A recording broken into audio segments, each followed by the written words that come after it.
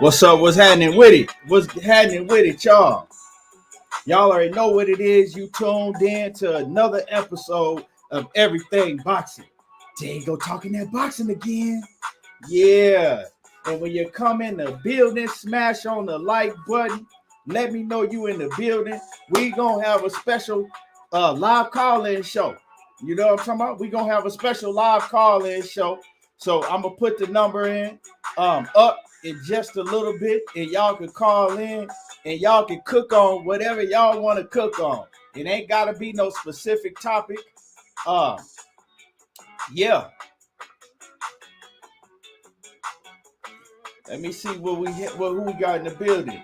We got my man, Mr. Shelton in the building. What's happening with it? DP Rocker, what it do? Mike Rhyme in the building. Jesse, what's happening with it? Anthony Johnson in the building. Always coming through showing love in that Cash App. Man, I appreciate you. We also got my man Cali Fire in the building. What's happening with it? Tavares Harris, what it do? Let me see. Broderick Hunter, Cortez Bowles, Tech RD, Macados, Mac of the South. Bruce Gas, the OG Bruce Gas. What's happening with it, OJ? Todd Swindle in the building. Floyd McCullen, my bad. Floyd McCullen. What's happening with it, my dude? DP Rocker, Macados, Mac of the South. What it do? There's one. What's happening with it? Jermaine Bean says Spence versus Crawford. Oh, yeah, it's coming. It's coming. Yeah, it's coming. Yeah. The only thing I'm concerned about now when it comes to Spence versus Crawford, like I've been telling y'all, I'm concerned about where they going to have it. Are they going to put it in Alliance Stadium, the Raider Stadium, so everybody can afford to go, or at least, more people can afford to go, or they gonna put it in T-Mobile Arena or MGM Grand Arena where they gonna charge you, you know what I'm saying, an arm and a leg, where you actually gonna have to take out a loan on your house to be able to get a ticket. Are they gonna do it for the people, or they just gonna say, F the fans, we finna break everybody's pockets. We only concerned about the superstars coming. We'll see.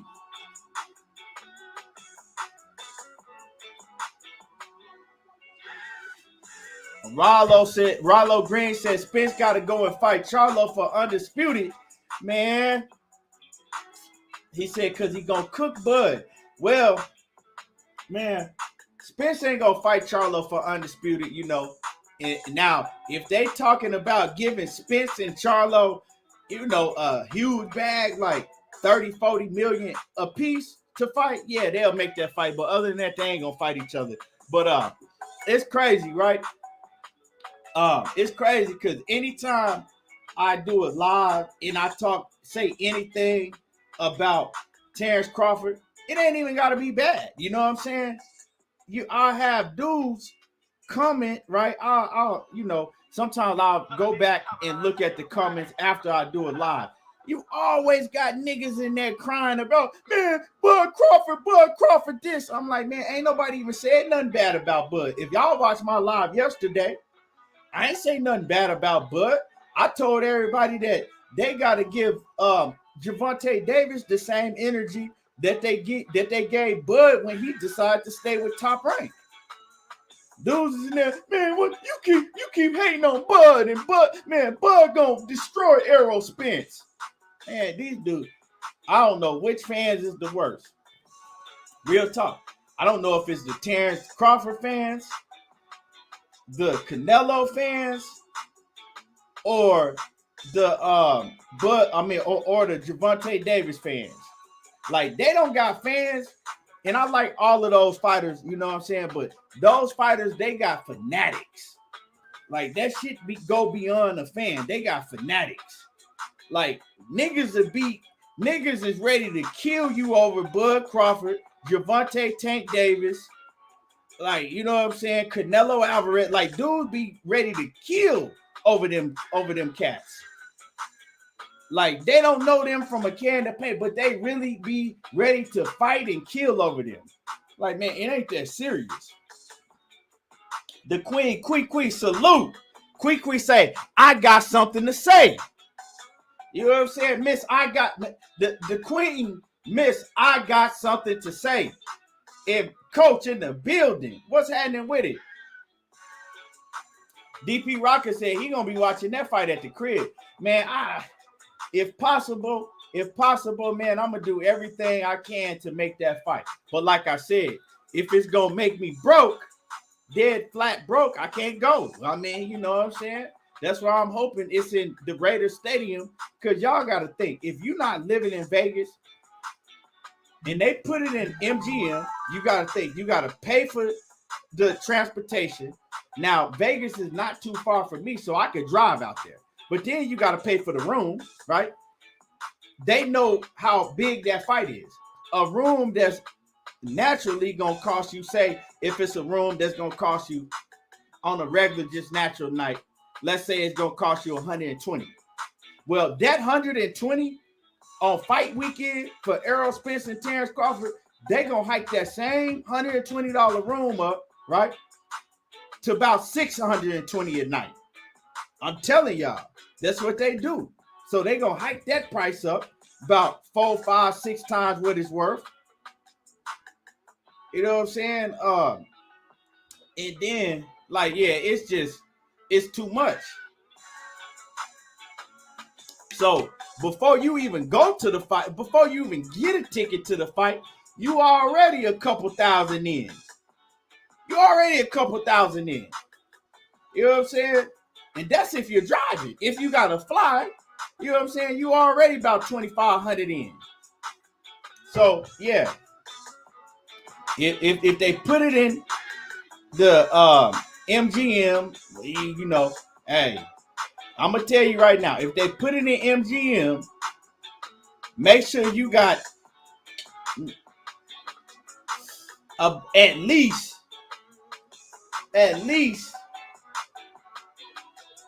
3,500 set to the side. At least that's on the low end. That's on the low end. But like I ain't, you know, I'm gonna have to pay a lot more than that because I'm not sitting in no nosebleeds. And no disrespect to nobody, but I tell my partners all the time, right? Once you sit like on the floor, close to the fight, within like, you know, no further back than 6 rows on the floor, right? To where you can still see the fight up close. I tell my partners all the time, bro, it's different. If you don't get it's different because once you didn't set that close, if you gotta sit like any further back or the high rises, close up in the high rises, either one, those are great seats. But after that, if you gotta sit any further back, like then you ain't gonna want to once you didn't set that close. And I'll be telling my partners my partner last time, you know, he got a ticket with me right down there ringside, and he was like, bro, now I understand what you're saying. He said, I ain't never coming to a fight again if I don't. And I was like, see, it's different. It's different because you get a whole different experience. But I'd rather watch the fight on TV if I can't get no real good seats. Like I said, no disrespect to nobody, right? No disrespect to nobody, that because if you don't know, you don't know. Like before I said that close, I didn't know. So it didn't really matter. I'm just like, oh shit, I'm cool to be in the business. I mean, in the building. You know what I'm saying? I think, but once I sat down on the floor that close, I said, oh shit, it's a whole different experience. You know, if I gotta go back, I just watch it on TV. I can see it better anyway.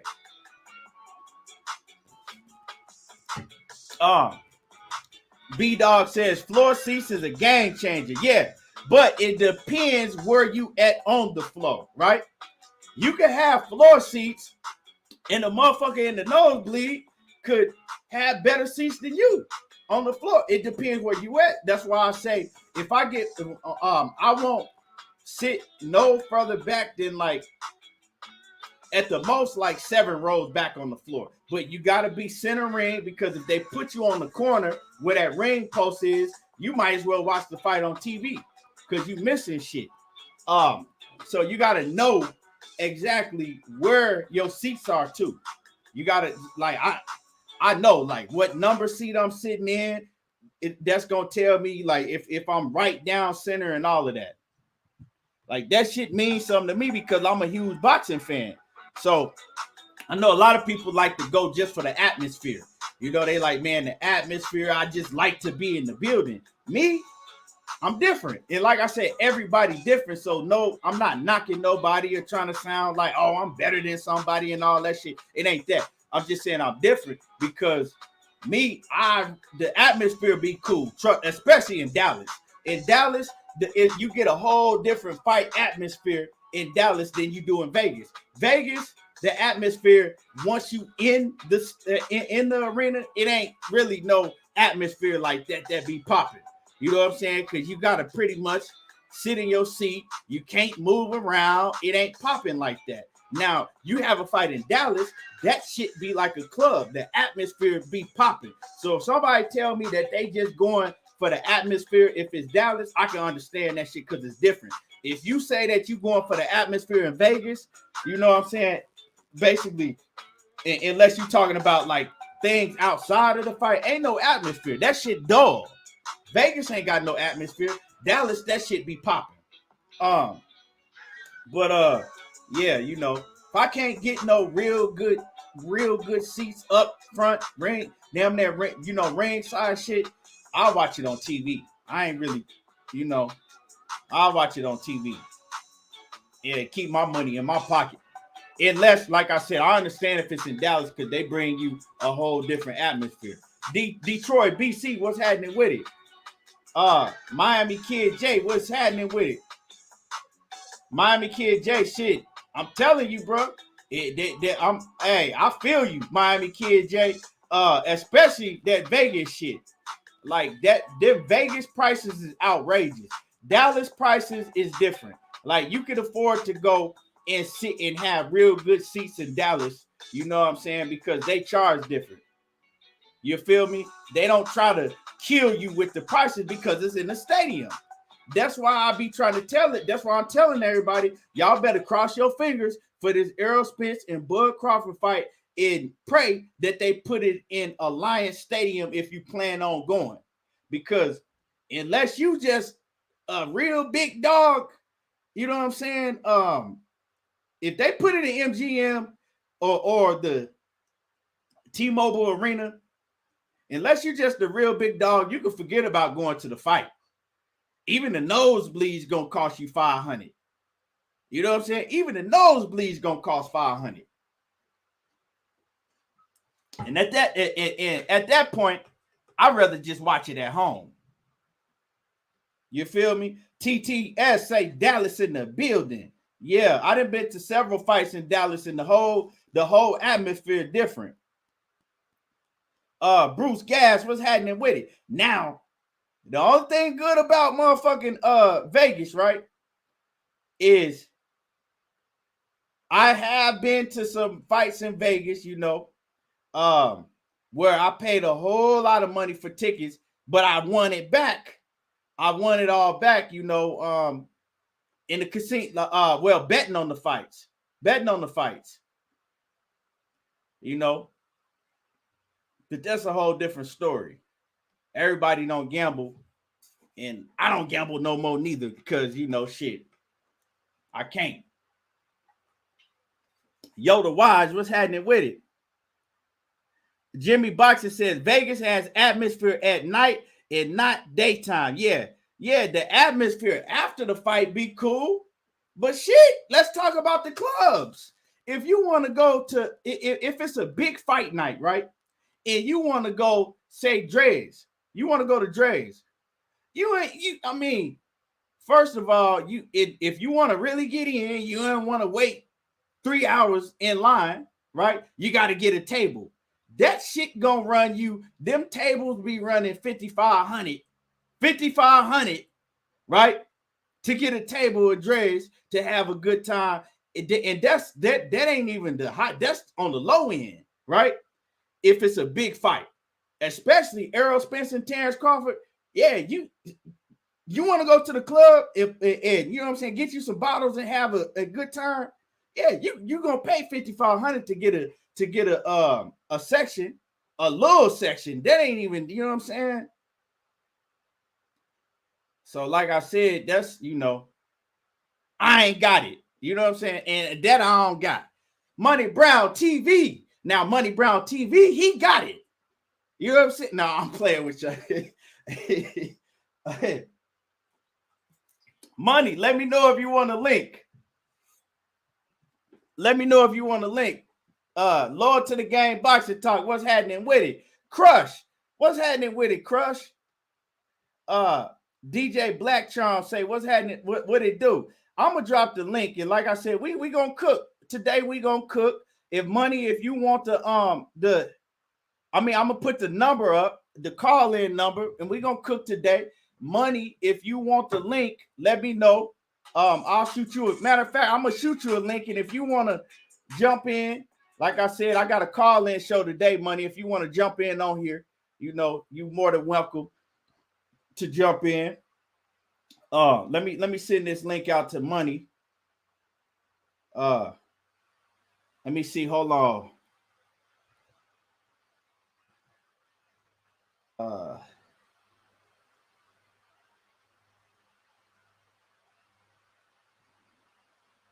And if y'all missed Money Brown last night, make sure y'all go check it out. Money Brown had Leon Muhammad on this show last night. Money Brown had Leon Muhammad on the show last night. Yeah, and salute to Money Brown for having Leon Muhammad on the show last night. Y'all, if y'all don't know who Leon Muhammad is, on the mic with Terrence Bailey Sr., what's happening with it? Oh, yeah, Coach. Coach, see, Coach is doing it big in that. Coach was in the Dallas Prescott suite. You know what I'm saying? Coach was in the Dallas Prescott suite in Dallas. And Coach, you know what I'm saying? He hit me. He like, man, come to the suite. First of all, Coach be giving some jacked up ass directions. He like, man, just look to, I'm on the floor, ringside. He like, man, just look to the side and you just follow the suite. Man, it took me like 20 minutes to find the suite where Coach was, right? It took me 20 minutes to find his suite. When I did find it, I'm in there, me and Coach chopping it up, and Dak Prescott walk in the suite. I said, man, Coach doing this thing. Dak Prescott walked in the suite. Like, what's happening with y'all? And Dak, he cool as hell. Dak Prescott cool as hell, man. He held it down to earth, but I ain't tell him how I felt about him. You know what I'm saying? Him fucking up on the field.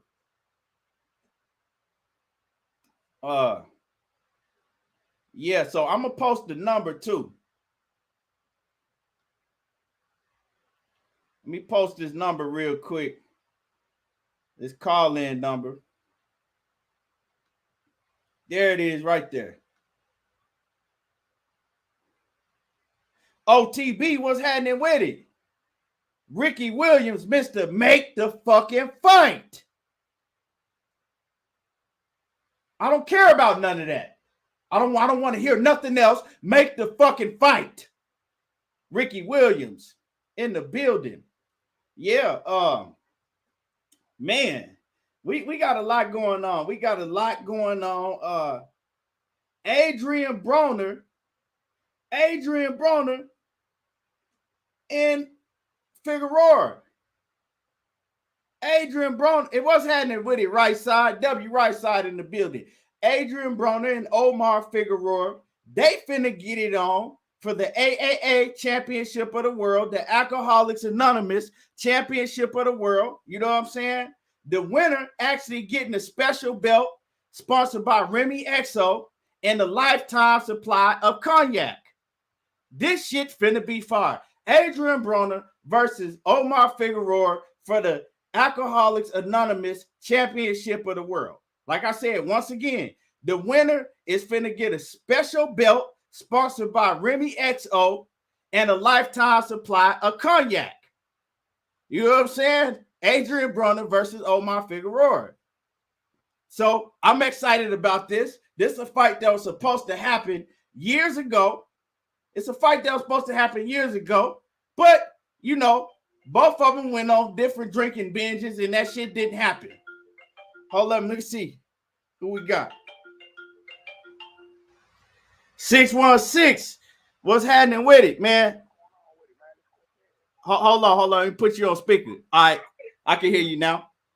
Hello? What's happening with it? We can hear you. Hello? We can hear you. What's happening with it? What's going on, man? My whole issue is, man, I want to know, is Devin Haney going to denounce that belt? You talking about who this again? It's Cortez, the Cortez Rose. I'm in the building today, man. Oh, what's happening with man. what's happening with it, Cortez? Man, I would love to see Devin just, I don't want this. Just leave that belt right there in the ring. Tell Kambosos, you go ahead on, take that belt with you, because that represents everything wrong with boxing, and you everything wrong with boxing. I just want to see him be able to just denounce that whole situation like that. And thanks for giving us the tips on where about and how to go planning about going to this fight, because I was going to do the same thing, and I didn't want to jump out there and try to go to the MGM Grand and know that they was going to bust my head all like that. Oh yeah, they gonna bust your head in Vegas that weekend. They hiking the prices up on everything. So if you want to do like Adrien Broner and Omar Figueroa, but real talk, if you want to get a drink, you know what I'm saying, you for a Henny and Coke, that shit gonna be $30-some. So yeah, everything gonna be hot. I know for definite show, I'm gonna catch that Adrien Broner fight because that's up in Chicago. I'm right here in Grand Rapids, Michigan, so that's right around the corner. Oh yeah, that's right up the street from you. That's what, like 2 hours away, right? Yeah, that's right around the water and whatnot. You know what I'm saying? Yeah. I'm sitting here in the Phoenix airport right now on my way to Chicago right now. I'm gonna ask this: what is your opinion? What do you think he's supposed to do with this belt?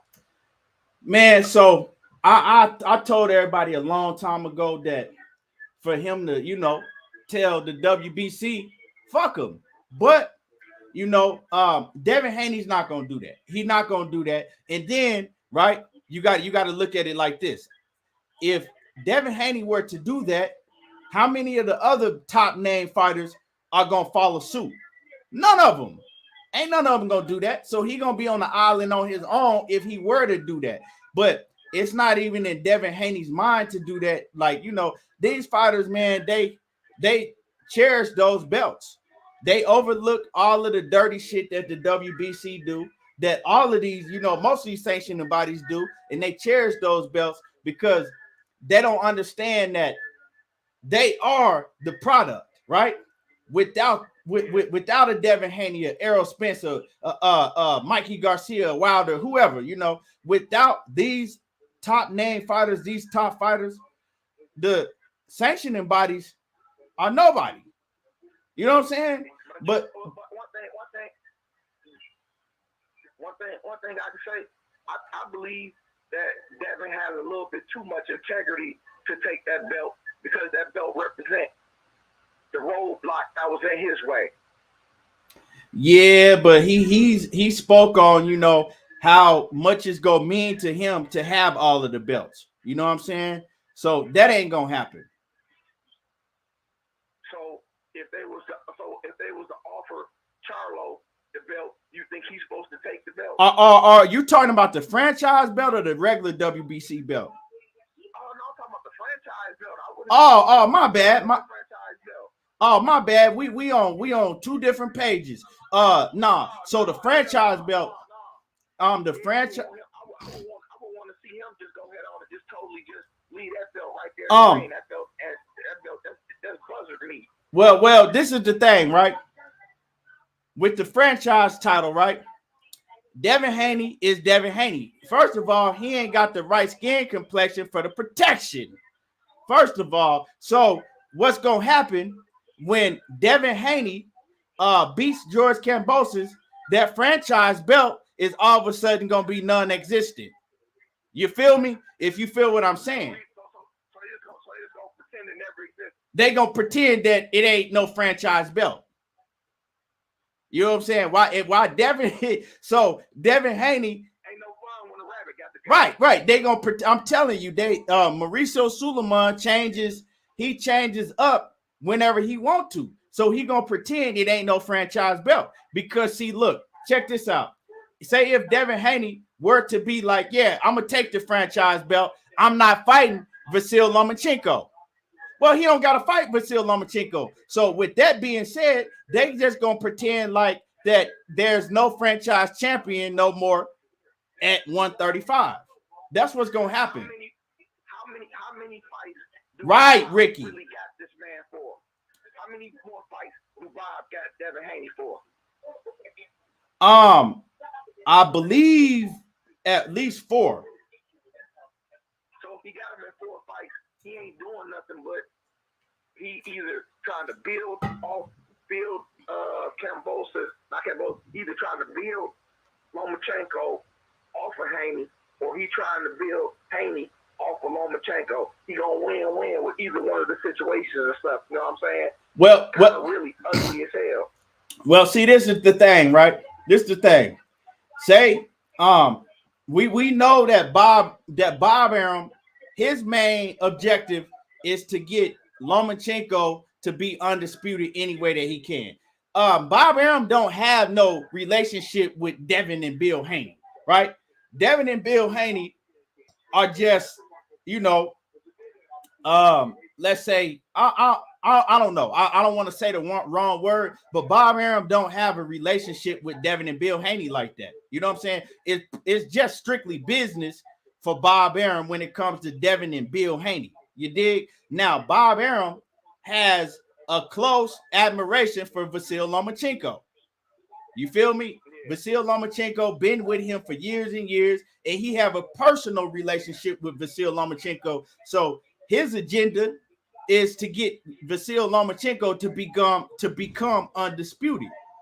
So with that being said, Bob Arum got pulled. You know what I'm saying? He got pulled with the WBC. He got that belt ain't gonna exist no more. Once Devin Haney beats George Kambosos, that belt ain't gonna exist no more. You know what I'm saying? It's gonna be like, oh well, it's non-transferable. It's non-transfer. It's non-transferable, right? And Kambosos, right? It ain't gonna be no WBC franchise champion. Even if Devin Haney wanted it to be, it ain't gonna be. You know what? I think that's a good material for a show, man. You should cook on that. Yeah.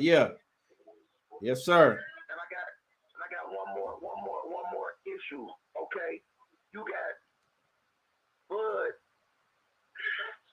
Man, I ain't gonna even speak on that. I don't even want to bring that into existence or whatnot. Man, it was a good rap and ritual stuff. You know what I'm saying? Go ahead on, put some seasoning in the pot, and just go ahead on and keep on cooking and stirring, man. Yes, sir. Man, 100. Yes, sir, man. Appreciate you calling in, man. Much love, sir. Yeah. Already. Yeah, see, y'all gonna see how shit change up. You know what I'm saying? When Devin Haney get those belts, it ain't gonna be a such thing as a franchise champion at 135. Even if Devin Haney wanted to be the franchise champion and contender regime, what's happening with it? Now, I understand that Devin Haney's already said, like, he don't got no interest in being no franchise champion, right? He don't have no interest. And I believe that Devin Haney don't have no interest. But, right? But if I was Devin Haney, I would, if I could, yeah, I'd take that belt, right? Because if I'm able to take that belt, then that means that by your rules, I can do what the fuck I want to. So if I take the belt and y'all want me to fight such and such, I don't have to fight such and such. I can fight who I want. You feel me? I could say, man, F George Kambosos. I'm finna fight Gervonta Tank Davis. Or I'm calling for Shakur to move up and we gonna make a fight or whatever it may be. But they ain't finna let him move like that. But yeah, but like I said, the number is on the screen if you want to call in. If you want to call in, feel free to call in. Like I said, AB, Adrien Broner, and Omar Figueroa, you know what I'm saying, for the Alcoholics Anonymous Championship of the World. The winner get a special belt sponsored by Cognac. And yeah, man, it's going down. Who y'all got winning? Adrien Broner versus Omar Figueroa. I'm gonna tell y'all, I'm gonna be rooting for AB, but I don't think AB can beat nan one of them. I don't think AB can beat really nobody. That AB ain't gonna win. I don't got AB winning. You know what I'm saying? Even though Figueroa is a motherfucking you know what I'm saying, he'll fuck up himself. Figueroa is washed up himself, but you know what I'm saying? Like, I just don't. He throw too many punches for Adrien Broner, and Figueroa is a punching bag, but Adrien Broner don't throw enough punches for a punching bag. He really don't. As much as we love AB, he don't throw enough punches on the punching bag. So he ain't got nothing for Omar Figueroa. He really don't. But I'm gonna be rooting for AB. I'm gonna be rooting for AB. My man Kwame East, loyal to the game, he say Figueroa throw too many punches. Yeah, just like I'm saying, he throw too many punches. And y'all hit the like button. You know what I'm saying? Y'all hit my like button. Y'all hit my like button. Like my pops would tell, like my pops would say, please, sir, hit the like button, please, sir. I didn't know what that shit mean, but he said it mean please, sir. Let me see. 313. What's your name? Where you calling from? Road, yeah, I'm calling from out the DMV, man. Salute to you, my good brother, man. This Masterminds beats on here, man. What's happening with it, man? You sound just like Made Man. Oh, man. Oh, man, yeah, man, I can dig it, man. I just want to come into you, man, and holler at you a couple things, man, before I put it up in you. What's good? I want you.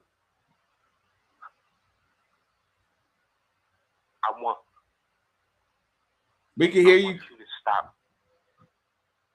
I want you to stop being mean to me and be nice.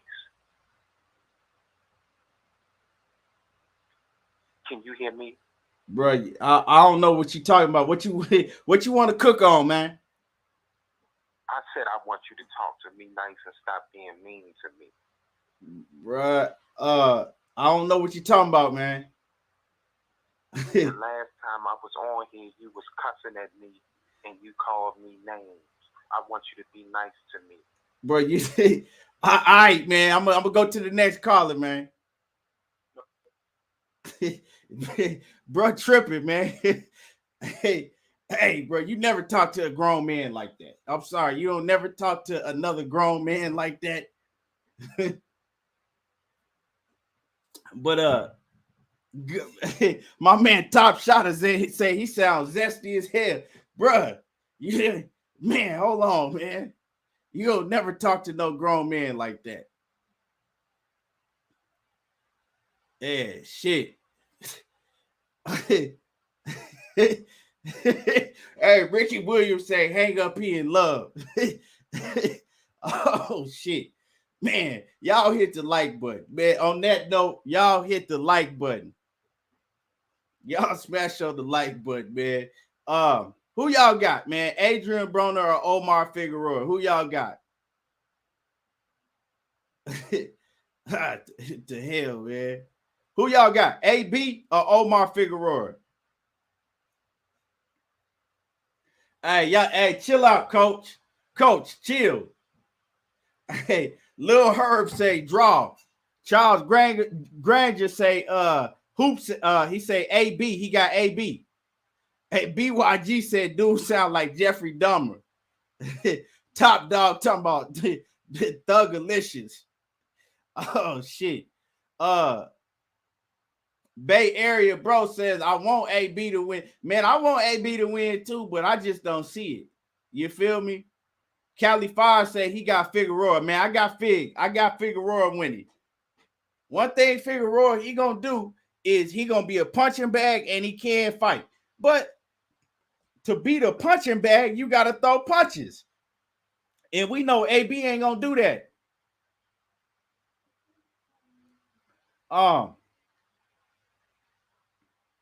Yes, sir.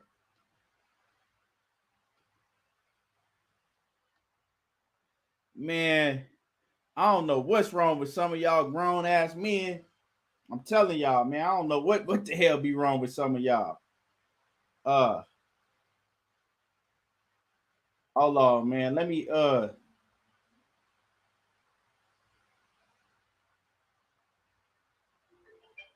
OTB.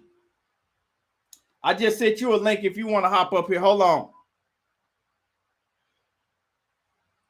My bad, caller. If you calling, you call back in.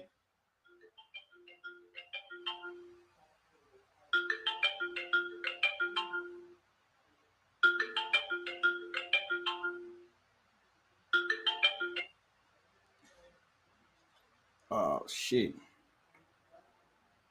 Yo.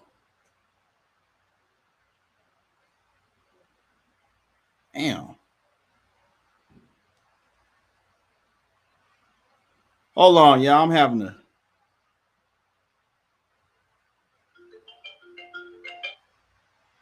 There we go. What's happening with it? My man Kwame in the building. What's good, kid? Y'all nigga had a crush on you, son. Man, y'all, hey, chill. Pause. Dude calling tripping, man. For real. Yo, but he said so. You didn't catch what he said in the beginning. What'd he say? I want to put something up in. He said, "Yo, I want to put something up in you." And nah, bro. I ain't. Nah, man, dude. You ain't hear it. That's what he said, though. Yeah, man. Nah, dude, hella zesty. Like the fuck, dude, hella zesty. Yeah, nah, I ain't catch that shit. These motherfuckers be, hey, I'm telling you, man, these motherfuckers behind these keyboards be weird as hell. Weird, man. Weird. Super weird, man. For real. Super weird. But yeah, man, I agree with you. Adrien Broner, he ain't gonna win that fight. Figueroa throw way too many punches for AB. Too many. And it's sad, but you know, Adrien Broner to me is like the new version of Zab Judah. Because back in the day, you could never depend on Zab Judah to win a fight after, you know, he lost to Costa Zoo and his career went downhill. It's like he had the talent and the skills, but it was like he just couldn't get over the hump in any fight. Hey, hold on, Kwame. I ain't gonna let you disrespect Zab like that. I ain't gonna let Zab was way better than AB at this point in time. Ain't no version of Zab Judah ever been like this version of Adrien Broner. Ain't no version of Zab Judah. Zab Judah right now can come back and he gonna give you more action than motherfucking AB will. Right now, today. I'm just saying, like, in terms of the bendability on winning a fight, like putting your money on him. I could have bet on Zab. Yeah, but Zab, he pulled some of them out. You know what I'm saying? He had some straight wins. You know what I'm saying? Down the stretch, he had a couple that couple cats he beat out. I'm trying to think right off the bat. Probably Leon Spinks, right? Or was it Corey Spinks, the son? One of Spinks. Corey Spinks, yeah, but I'm talking about when Zab got older. He was still kind of in his prime when he fought Corey. He was still in his prime when he fought Corey. Right. Right. But he had some cool wins down the stretch. You know what I'm talking about? And he had some good fights though. Like he had a hell of a fight with Danny Garcia. Didn't him and Danny fight? Yeah. Him and Danny fought. Yeah. But he had the same problem as AB at that point. He didn't pull the trigger. And when he finally started to pull the trigger on throwing punches against Danny, he split him up towards the end of the fight. But he seemed like to be kind of gunshot to me towards the end of his career. He beat. Remember when he beat Lucas Matisse. When he beat Lucas Matisse, that was a, you know what I'm saying? That was a although a lot of people, you know, feel that Lucas Matisse might have won that fight, it was a close fight, but he beat Lucas Matisse, and Lucas Matisse was a monster. Yeah, he was back then, and that's no lie. And that was Zab Judah when he was Zab Judah was out of his prime. Yeah. That's so, a fact. All right, so AB's at the bottom of the barrel. Fuck. Yeah. I hate to say it, and wasn't nobody a bigger fan of Adrien Broner than me. Like real talk, couldn't nobody tell me shit about AB. But I gotta keep it real. AB ain't beating. He ain't beating. Like I said, I'll be surprised if AB beat the dick puncher. You know what I'm saying? We all know who the dick puncher is. That's motherfucking what's his name? Ivan Redcatch. I call Ivan Redcatch the motherfucking the dick puncher. Ivan Redcatch. I'll be surprised if AB can whoop Ivan Redcatch at this point in time. It's sad, but it's true though, man. Bro, you can't convince me that you can go in there and whoop nobody throwing 3 punches around. But people still believe in AB. Like my man Sylvester 2011 said, AB making a comeback. I mean, you can't, like I said, man, you can't disrespect your body and the sport like he do, and then think you're gonna be able to get good results. But the good thing about this is, like I said, this is for the Alcoholics Anonymous Championship of the World. Both of these niggas some stone cold alcoholics. Both of them. Motherfuckers gonna get mad. These is jokes, but for real, if we, you know, both of them is stone cold alcoholics, they gonna fight for the Cognac Championship of the World. Hey, well, yeah, man. Oh shit. So my take on the whole Devin Haney situation, I heard at first they had Bill held up in the airport for a little bit, but I guess he got through or whatever. But I've lost a lot of respect for Kambosos, man. I thought he was kind of stand up, but some of the antics he's like him and Australia have been pulling. I mean, I honestly think, and I may be going out on the limb, but some of the stuff I find Kambosos to be like one of those racist guys who act cool with you, but then once he around his people or a bunch of his people, then he act like them.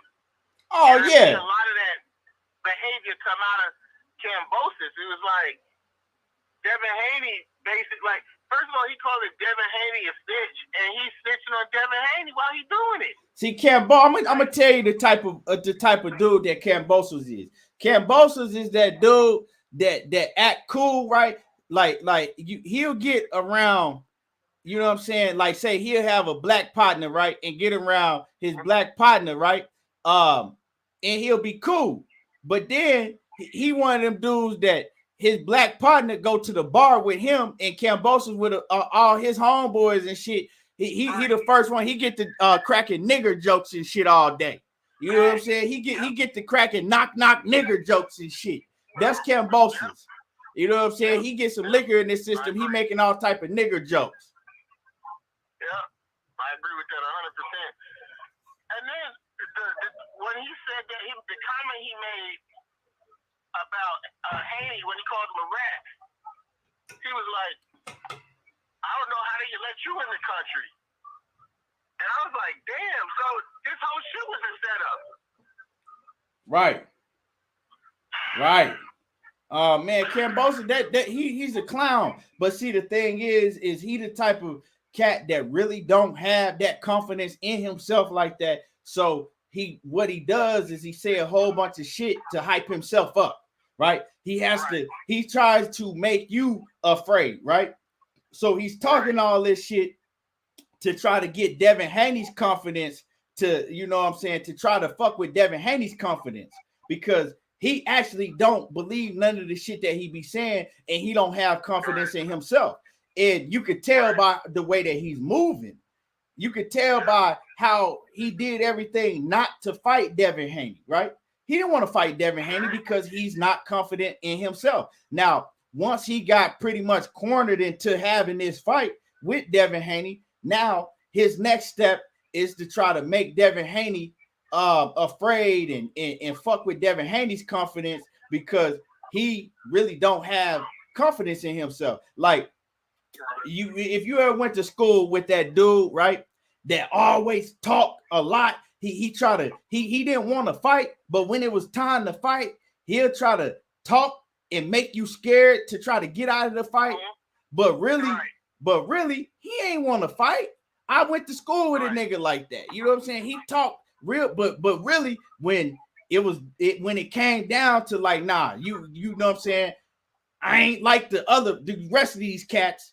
We actually gonna have to go. We actually gonna have to get it in, right? And then when he see that he really got to fight, then he gonna make up an excuse not to fight because he don't really want to fight. That's George Kambosos. He trying to talk you into and make Devin Haney afraid, right? With his words, not knowing that he really gonna have to get in there and prove that shit. Cause Devin ain't trying to hear none of that shit, bro. I wish Devin had more power though, cause I feel like he can outbox him over there and still get robbed. Yeah, he can. What's your thoughts on that? He can. But see, the thing is that Devin know that. He gotta know that. Yeah, he gotta know that. But what's happening with the money? Keep going down, bro. Man, I was trying to get in the whole time. I gotta keep rebooting my shit. My shit was fucking up. Hey, oh shit. Can you hear me, Key? Yeah, I can hear you. I can hear you, money. So I'm in on my phone, my damn. Man, money. I said you had motherfucking Leon Muhammad on the show last night, dog. Yeah, Leon Muhammad. Yeah, I seen your test. I made the test message late. Yeah, man. Don't be telling people I got Leon Muhammad. The people be over there looking for real. Hey, that nigga look just like Leon Muhammad, though. Nigga, you can't tell. Huh? Yeah, I went and look. I say, hell yeah. That nigga look just like Leon. I said, man, this nigga Money got Leon Muhammad on the show, on the panel. Half people don't even know the fuck Leon Muhammad is. Leon Muhammad, the biggest aerospace hater on earth. You hear me? He actually right up there with Bernie. Hey, man. But Kwame. Yes, sir. Yeah. I'll go ahead and open up the line for somebody else. Okay. All right. I appreciate you, Kwame. Yes, sir. Yeah, money. So Bill Haney, man. Bill Haney, they granted Bill Haney access, right? Yeah, seen that. Yeah, they granted Bill Haney access. Now, my thing is, Bill Haney, is he gonna make it in time? Are they gonna, you know what I'm saying, grant him access and then, you know what I'm saying, give him some obstacles to get through to where he fuck around and miss the fight? Now we need to focus on, is he gonna make it to the fight in time? How Bill Haney as a resident. Nah, I'm just saying, like, oh man, we got to go through these protocols. Because first of all, you got to think, if he ain't on no Learjet or something, right? Right. You got to get a flight. It take a long time to get over there, right? Once you get over there, they probably got COVID protocols and all type of shit that he got to go through. You know what I'm saying? So it's a 17-hour flight plus customs. Ricky Williams say a 17-hour flight plus customs, jet lag, and all other type of shit. Right? Is he gonna make it in time? We got to hope that Bill Haney make it in time. Hold on. Let me see. What's happening with it? 330. Caller, where you calling from? Hello? Yo. Okay, he ain't say nothing. But anyway, yeah, so that's what we gotta think about. Is he gonna make it in time? So hopefully he gonna make it in time. Hopefully he make it in time. Now, if he do, the first thing that came to my mind is Kambosos, he got a bigger problem now than he did before. George Kambosos got a bigger problem now than he did before. Because once Bill Haney arrived in that arena, right, or wherever, the hotel, or whenever he arrived, and Devin Haney lay eyes on his pops, that's gonna make Devin Haney even more eager, bro. I'm talking about it's gonna put him in a whole different zone. Hold on, let me answer this call. 702, what's happening with it? What's up, Kitty? Salute to you, man. It's Anthony Johnson. What's happening with it? Hey, man, it's all good, man. I just wanted to say shout out to Money Brown and everyone. I just wanted to say, man, salute on the show, man. I watch every day, man. You get me through that second half of my worship every day, man. And you're real knowledgeable, man. I appreciate the word. No question. I appreciate you, man. Yeah. And just like Coach, I got Shakir Stevenson over everybody. Me too. Me too. I got Shakur Stevenson over everybody. Word. Yeah, man, and you right about I'm living out in Vegas right now. I'm from Pasadena, California, though, and you ain't lying about them price hikes, man. It's like we got enough to go and enjoy it, but I ain't trying to be broke when the fight over. You know what I'm saying? Looking to see what the heck is going on with everything. So yeah, you're right about that. Right.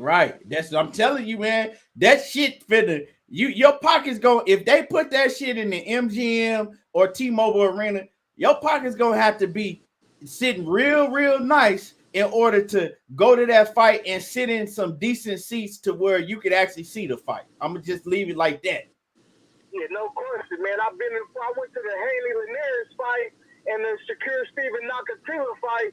That was reasonable. Yeah, you know what I'm saying? But this one ain't gonna be reasonable. Nah. So good luck with everything, man. Shout out to everybody on the panel.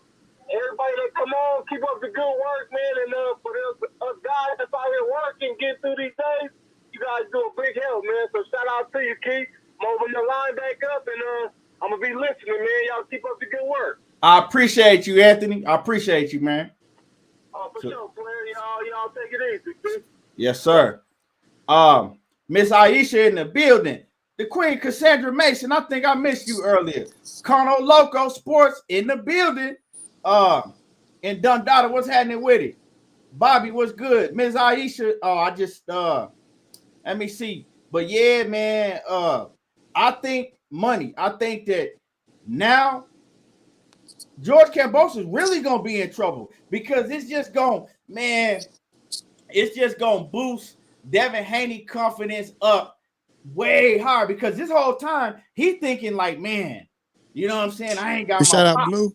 Shout out Blue in the chat. Oh, yes. Blue Blood. What's happening with it? Blue Blood Sports TV. The hardest working man in this thing. I'm Blue Blood. I ain't never seen a motherfucker work like Blue. Blue. My cousin Keto, right? My cousin Keto, he got a channel. He got a big platform. He got probably almost as many subs as you do. You know what I'm saying? So he called me, right? Yesterday. And I'm surprised he ain't in here right now. So he be watching, right? And so he see you in the chat, Blue, and he was like, man, he said, I see Blue Blood pop up in the chat. He said, I didn't even know you and Blue Blood knew each other, right? I said, yeah, that's my man. He said, man, it's funny because before he was like, I was finna call you and talk shit to you about Blue Blood. He said, I was finna call you and get on your helmet and tell you that, hey, Keith, you ain't fucking with Blue Blood's work ethic. You got to get on Blue Blood's level. And we was laughing about that shit. I was like, man, that's my man. He was like, and the thing is, and he said, and then I look up and Blue Blood in your chat. I said, yeah, that's my dude. I said, one day I tried to keep up with Blue Blood, right? I ain't gonna lie. I said, I tried to keep up with Blue Blood. I said, I couldn't keep up with that nigga. I just gave it up. I said, man, I was sitting in one spot all day. Didn't move. I'm trying to come up with video after video after. I said, I don't know how Blue Blood do this shit. There's only one blue, baby. Right. He said blue blood. He said blue blood do his thing, bro. He said blue blood will come out with the same topic and he'll remix that shit 6 different ways. He said blue come out with the same topic and remix that shit 6 different ways. I said, man, K. I said, motherfucker kill themselves trying to keep up with blue blood. Straight up. You gonna kill yourself trying to keep up with blue blood. I said, man, I said I was locked in the room all day. I didn't eat, I didn't sleep, I ain't drink nothing, trying to keep up with blue blood. I said, man, I can't do this shit no more. Blue blood is the only person I know. Blue blood was literally making videos on a fucking hospital gurney. Motherfucker had IVs in his arm and shit, tubes up his nose, talking about what's Devin going on, my peopleization? Devin Haney. I said, damn, blue blood in the hospital bed, blue, got baby, the hospital gown on, tubes up his nose, IV in his arm, and he making videos and shit. I said, how the fuck I can't keep up with him? What? I can't keep up with him. Okay, blue, hand me my head, baby. Keep up with blue blood. Hand me my head, baby. Nah, blue, baby, hand me my head. What are you gonna do? Nothing. Quiet for 1 second, baby. 1 second. What's going on, my peopleization? This is your boy Blue. Like Blue, you got IVs in your fucking arm. Don't worry about that. And once again, like I told y'all, hey man, can't fuck with no blue, man. Like for real, man, blue. Can't fuck with no blue. I said, do blue sleep? Man, it be 3:00 in the morning and shit. I get a notification on my phone. My shit beeping and shit, dog. Hey, Blue is the motherfucker that motivate us, bro. Like I give credit work, like that's so. Like I'm like shit. If I ever get to that blue blood level, that's when you know you popping, nigga. If you can keep up with Blue, that's when you know you popping. I was with Blue for a minute. I was keeping up for a minute, but I say shit, fuck that shit, Blue. I gotta rest my goddamn brain. God damn, hey, Blue set the standard, nigga. Hey, blue blood then got me accused of cheating a million nights. Your phone always beeping at 3:30 in the morning. Yeah, I know what you're doing. I said, man, that's notification from blue blood. Yeah, okay, yeah. Ain't nobody got no breaking news in boxing at 3:30 in the morning. I said, hey, Key, wrench contender regime up, Key. I say wrench contender regime up. Contender, what's going down, bro? Go on. You on YouTube? I got to do it. I said, man, this nigga blue blood getting me in trouble and all type of shit. You know what I'm saying? I said, hey, blue blood got the breaking news at 3:30 in the morning. Oh shit. Hold on, let me answer the. Hold on. Coach, what's happening with it, Coach? What's up, Keith? What's happening with it? Oh boy, I don't know, Key. Why are you talking to me like that? Hey, bro, man, where these dudes come from, man? Oh, bro, that dude had my fucking stomach hurt. Boy, I had to gather myself fucking man at that dude, bro. I said, man, who the fuck is this dude? God dang. Secret admirer. What the fuck, man? These dudes just be weird as hell. These weird, boy. Jesus. Boy, where I laugh, boy. Good Lord. You don't know if I was in Walmart when I saw that shit, bro. People looking at me like I was crazy. Hold on, Coach, man. Y'all got to hit the like button. Y'all got to get the likes up. You finna hear Coach cook. Get the likes up. Hit the like button. It don't cost y'all nothing to hit the like button. But go ahead, Coach. Boy, them people had me laughing my ass up. I was like, what in the hell is going on? Yeah. My boy Dev got his pop. He's half his hair. Half his hair. Yes, sir. I know one thing. Dev is built for this shit. You could tell. That motherfucker cool as a cucumber, boy. That motherfucker ain't letting nothing take his focus away. George Kambosos done tried everything that he thought was going to aggravate Devin Haney. and Devin Haney ain't budging. Like, whatever, dude. You just talking shit. I am not worried about that. You're gonna find out when we get in that ring. That's it. I'm gonna beat your ass.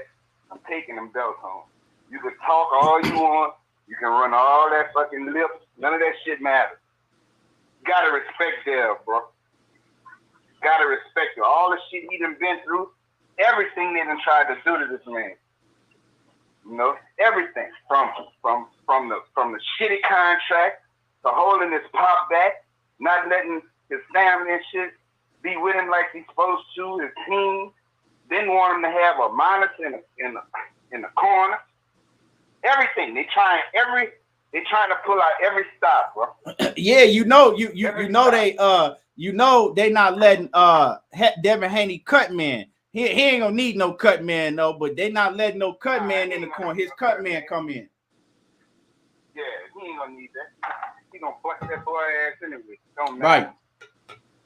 He gonna bust his ass anyway. It don't matter. You know that shit, bro. They just done pulled out every stop to try to prevent this kid from getting a belt, bro. Every stop, bro. You gotta respect him though. When his daddy was talking and his daddy said what Devin said.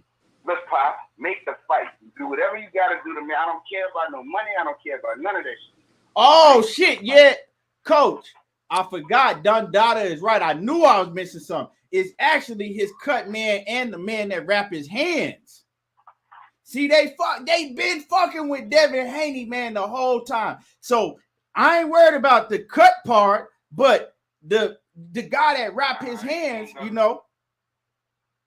It's gonna be all right. Zab daddy there. That's not a problem. Yeah. That ain't a problem. I know Yoel know how to rap hands. Shit, that ain't nothing. As long as his hands are comfortable, they ain't gonna stop them legs and them hands from throwing, bro. He gonna whoop that ass, bro. Right. He gonna make an example out of that dude, bro. I'm telling y'all. But you understand, you know, like all of the shit that they doing, like just if it ain't one thing, it's another. If it ain't this, it's that. Bruh, Devin ain't the first, and he ain't gonna be the last until this world changes and people start living for Christ. That's the only way, bro. Because you're living for God, bro. Because this shit gonna continue. It's been going on since the time of Jack Johnson. It ain't gonna stop. So, you know what? And we always come out smelling like a rose. All the time. And it ain't going to be no different this time. Every American, period, should be behind Devin Haney after, you know, who knows about boxing and know all the bullshit that's going on with this guy. You know? From the lies, from all of this shit that he says, the hypocrisy is unbelievable. That's what gets me. You are the biggest hypocrite I've ever seen. Especially when he did that interview. I'm all in, Freddie. I'm all in. You know, I don't owe Jeff Horn nothing, man. You know, it's just, but this dude is a prick, bro. And it's gonna come out, and Devin gonna beat the shit out of that dude, bro. If he get him hurt, it's over. I promise you that. Do you think now that Bill Haney is there, just from a confidence standpoint, you know what I'm saying, that Bill Haney is there, it's gonna motivate him even more. Yeah, I think it's gonna motivate Devin even more. I think so too. He already motivated because he ain't. See, he gonna hold it in, he ain't gonna show it, and he gonna do his job the right way. But you know he's pissed, like, I'm gonna fuck this dude up for all the shit that I done had to go through. You understand? And bro, that just go to show you the resilience of that young man, bro. Right. I mean, that's the resilience. It's unbelievable, bro. Right. You know, most fighters, you know what I mean, just like Neil Ellerby, man, I wouldn't have took that fight. Yeah, I know, because that's the type of niggas y'all are. That's the type of niggas y'all are. Y'all ain't cut from the same cloth Devin cut from. Devin cut from a real man cut. Not no just about the money cut, none of that shit. That dude is cut from a man cloth, you know? And competitive cloth. So, you know, I think he's gonna go handle his business for him. I think he's gonna make an example out of Josh Kambosos, and it's gonna be a good show. And he's gonna do his thing. He's gonna come home with them belts, and then he's gonna be a superstar. Yes, sir. Yeah. I believe it. I believe it. I sure do now, especially even more. Once I know that when they say Bill Haney has arrived in the building, already I know it's on and popping then, because that's just gonna put so much more you know what I'm saying, motivation in it's. I mean, his whole attitude gonna be different once he see his pops. You know what I'm saying? I mean, that shit gonna put so much adrenaline in him.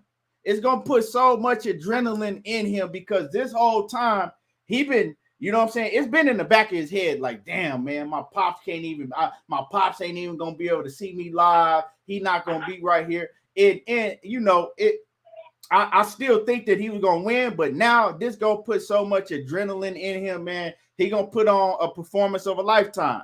I think so. I really do believe that. Well, I just want knockouts to have to do push-ups. That's all I want. Yeah, man. I'm got Devin Haney, and I'm standing by it, and I think he gonna handle his business. That's what I think.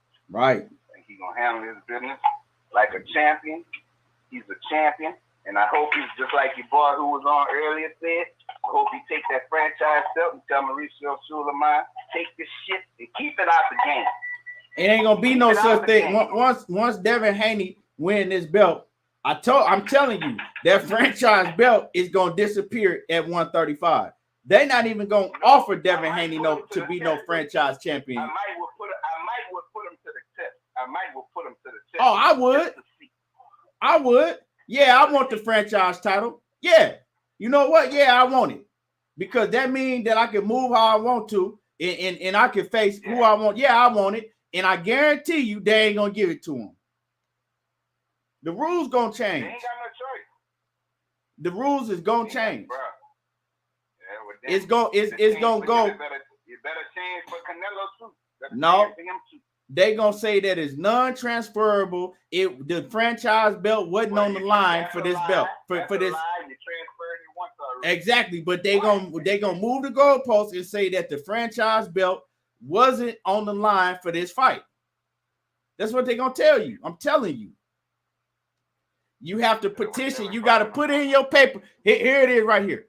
You got to put in your paperwork and petition for the franchise title. And Devin Haney did not put in his paperwork to petition for the franchise title. Therefore, the franchise title is not on the line for this fight. That's what they're gonna tell you. They're gonna come up with some shit like that. I guarantee it. He don't want that belt anyway. George Kambosos could keep that shit anyway. It's crap anyway. He could keep it. Yeah, but like honestly, I'd take it if I was him. If I was able, you know what I'm saying? If they offer him to give it to me, yeah, I'm gonna take it because I'm gonna take it and I'm gonna use it just like it's supposed to be used. Because see, Devin, hear what goes on the internet. No, you don't have to. No. See, the thing is what y'all mistaken is these other dudes use it to duck opponents. He could use it to get, you know what I'm saying, the fight that he wants. Like I'm gonna use it and I'm gonna say fuck Kambosos Lomachenko. I'm fighting Gervonta Tank Davis if he want to fight. You see what I'm saying? Something like that. Well, he can't do it with Kambosos because it's that contract already signed. He gotta fight. Yeah, well, I'm gonna use it. Y'all want me to fight Vasil Lomachenko? Nope, I'm gonna fight Tank Davis after Kambosos' second fight. You know, something like that. Yeah, he could do that. But yeah, man. Shit, man. I just called in to holler, bro, and mess with you about your little boo calling you and shit on the phone. Man, hey, chill out, coach. Coach, chill with all that. Chill out with all that shit. Chill, bro. Oh, bro, that shit was hilarious. Bro. Hey, y'all, man. They dudes is weird as hell. Bro. Oh, weirdos, bro. Weirdos. Man. But y'all be easy, bro. I'm gonna holler at y'all. Yes, sir. When are you going on tonight? I can't hear. I'm a coach. Yep, I'm gonna go on tonight. But I'm supposed to be doing this interview with this dude, man, at 9 o'clock. I might though. I'm gonna see, coach. Can you hear me? Can you hear me, All right, Coach? I'm gonna come holler at you. Yeah, I might. I'm gonna see what this dude talking about, man. Yes, sir.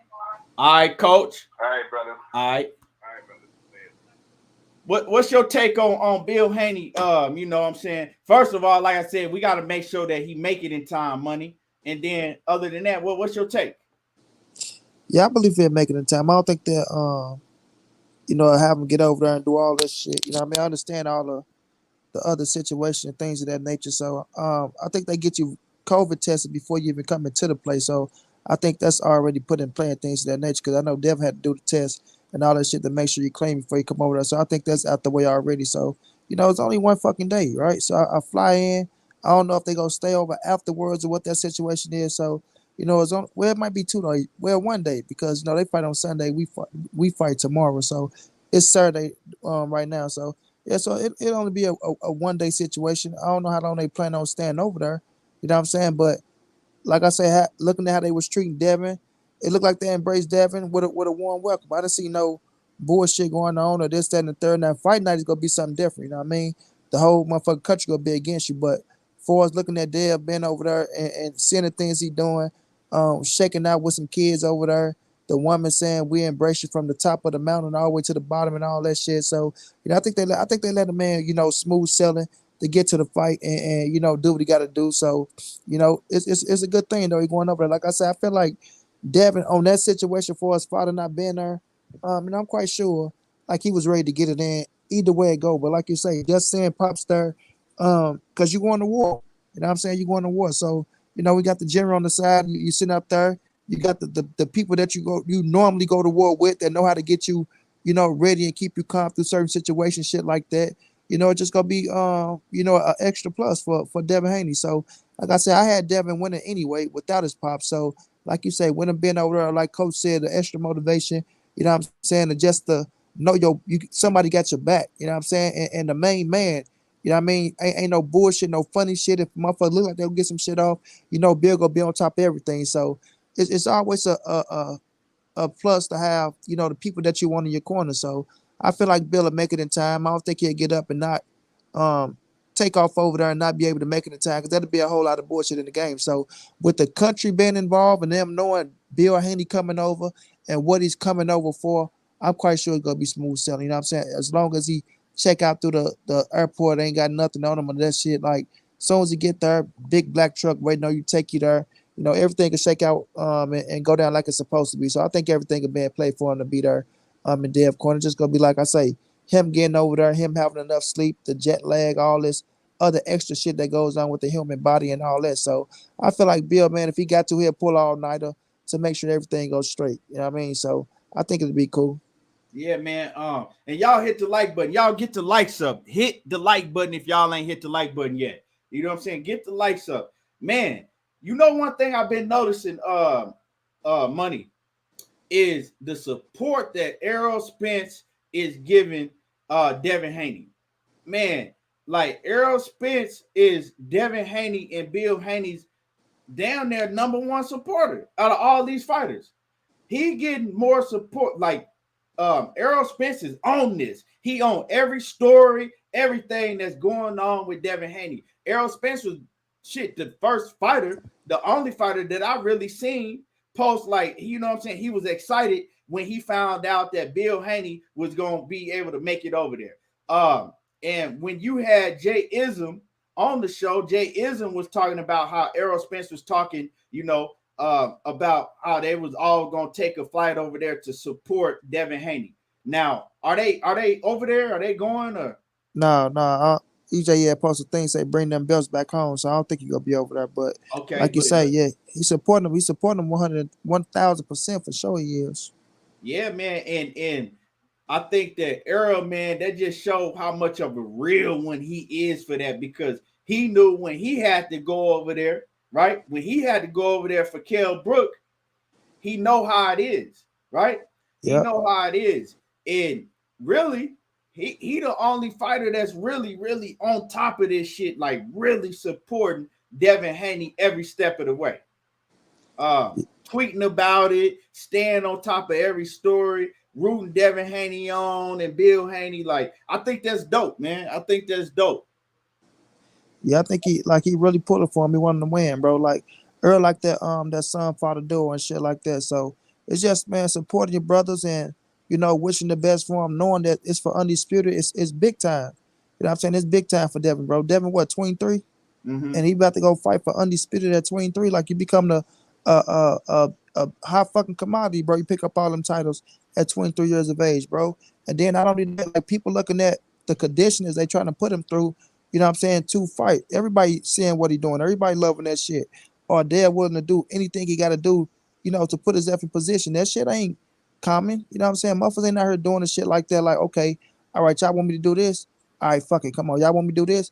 All right, fuck it. Come on. Y'all, you know what I'm saying? Like, Right. every other day, y'all got a different fucking obstacle y'all trying to throw out there, and he like, all right, no pops, all right, fuck it, come on, like, he doing everything, rematch, open, like everything he got to do to become great. You know what I'm saying? Right. He's daring to be great. That's a fact. You know what I'm saying? You got to give him that credit. You got to give him that just due. He's daring to be great. Like we say, I crack a lot of jokes on Devin and Bill, but I fuck with Devin and Bill heavy, and I respect what they doing right now.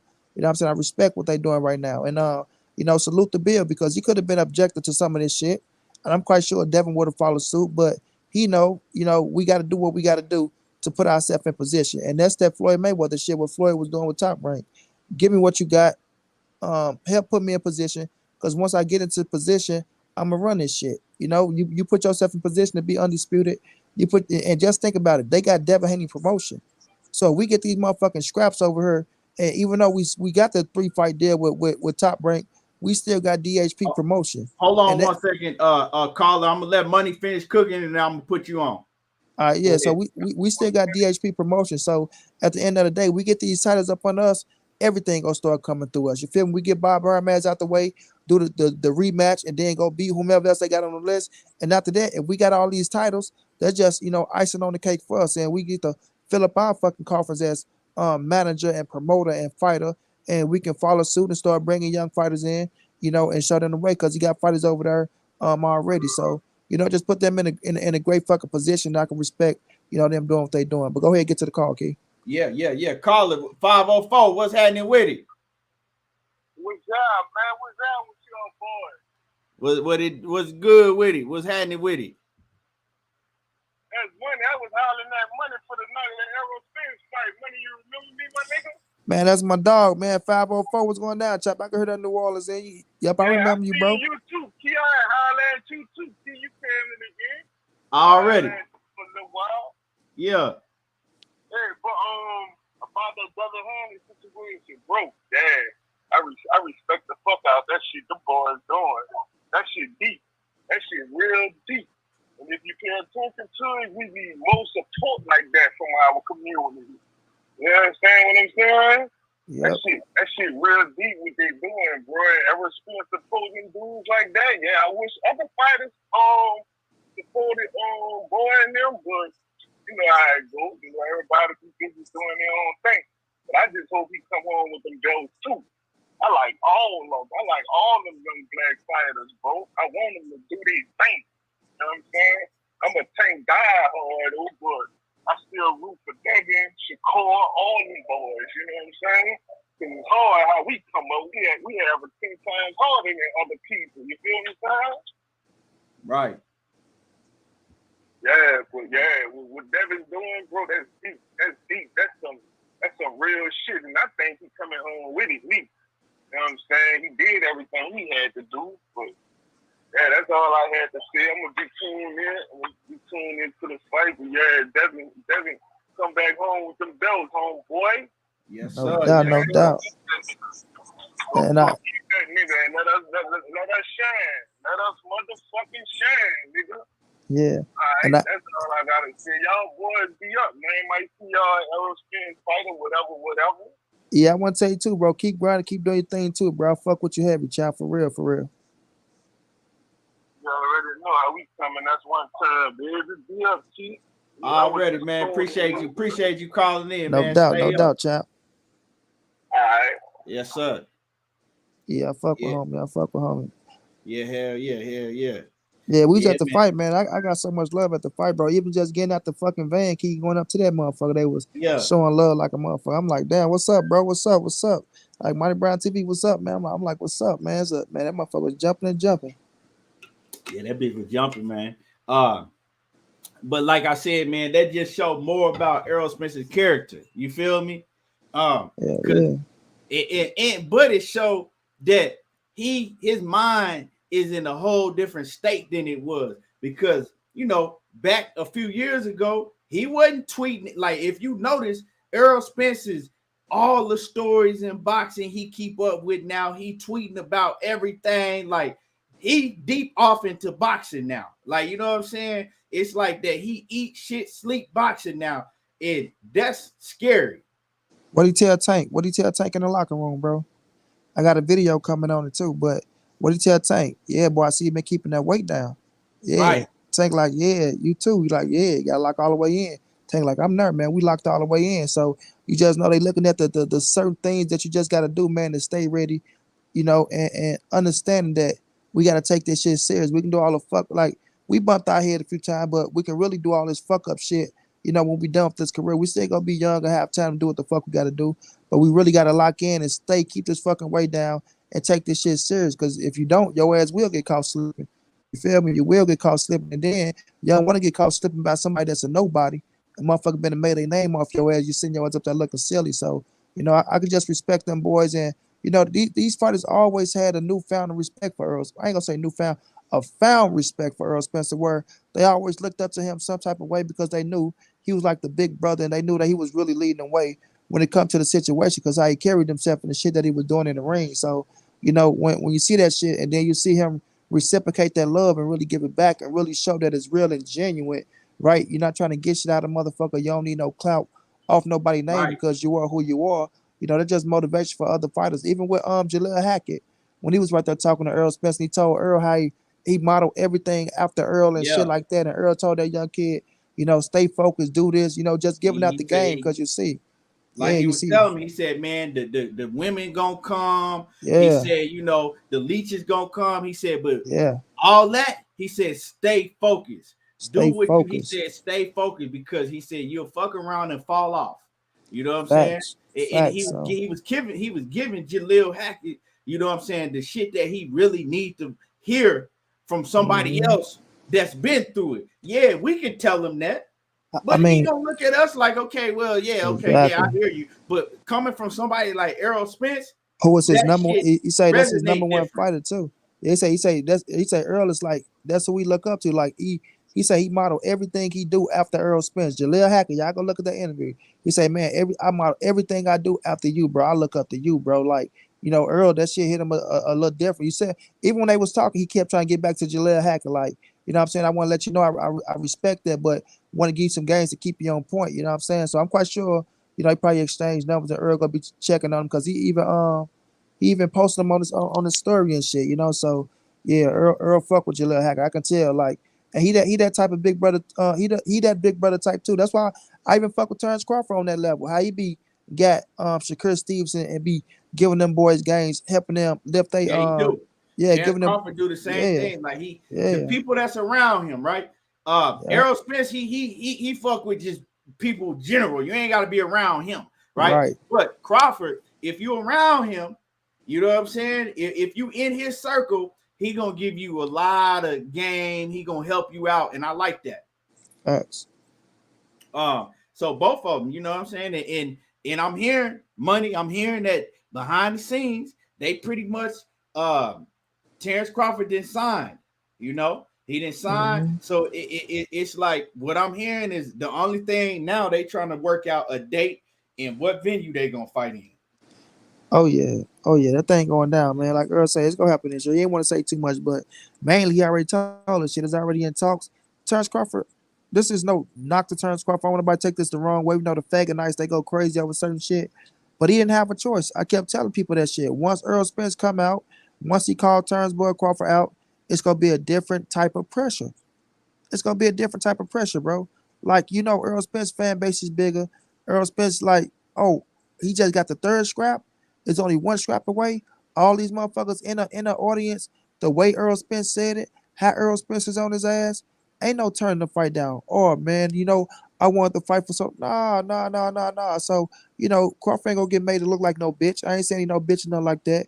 But I just knew it was gonna be a different type of pressure. And now by him saying he don't want no tune-ups, he don't want this, he don't want that. He want the Earl Spence fight. I respect that. You know what I'm saying? I respect it. So, sign that contract. Let's get it on, my boy. So You know what I mean? let me ask you, Money, right? Does the winner of this fight become the number one face of boxing? I mean, you could, Because everybody looking at this is the biggest fight, right? The biggest fight in boxing, right? well, So I does the always winner said, of this fight become? when you say the face of boxing, I always said that this was the biggest fight in 2022. To become the face of boxing, bro, it's more to come along with just a big fight. This is a big ass fight. This can help put you in position, right? But the face of boxing is carrying this motherfucker, big money on pay per view. So yes, it's gonna help put them in position, but we'll see. We'll see. I just can't say it's gonna make them the face of boxing, but for sure it's gonna help put you in position to be the face of boxing. You know what I'm saying? So it's gonna take a lot more to become the face of boxing. You need to have the commercial shit going down for us, the casual motherfuckers coming, things of that nature. Everybody you face, right? Everybody you face is gonna have to get the biggest payday. It's gonna have to be on that level. So it's more that come with it, but it's damn sure gonna put one of them in position to become the face of boxing. You know what I'm saying? So we'll see. We'll see how everything gravitate towards it. Now in this era, we know motherfuckers got all these damn ways to watch the fight without pressing that button. You feel me? Where everybody being lied to fight you? Is you giving out the biggest payday? It's more than just fighting one. And I ain't saying it's just one big ass fight because, like I said, to me, this is the biggest fight right now as we speak of 2022, right? So we'll just see how it turn out. We'll see how it turn out. Y'all know EJ, that's my number one guy. But to say you become the face of boxing, I think it's gonna take a little bit more. Me, I'm gonna say this, right? I'm gonna have to disagree with Money. I think that the winner of this fight is gonna become the face of boxing, right? Now, to me, it's like people gonna stream in just because you can sell a whole bunch of pay-per-views, right? Like so say Canelo, right? Most people gonna say that Canelo is the face of boxing right now, right?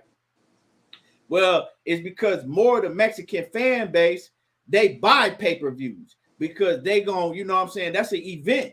If Canelo fighting, it's an event for them, right? So they gonna put together big parties, you know what I'm saying? All of that shit, right? So that's why they gonna buy more pay-per-views.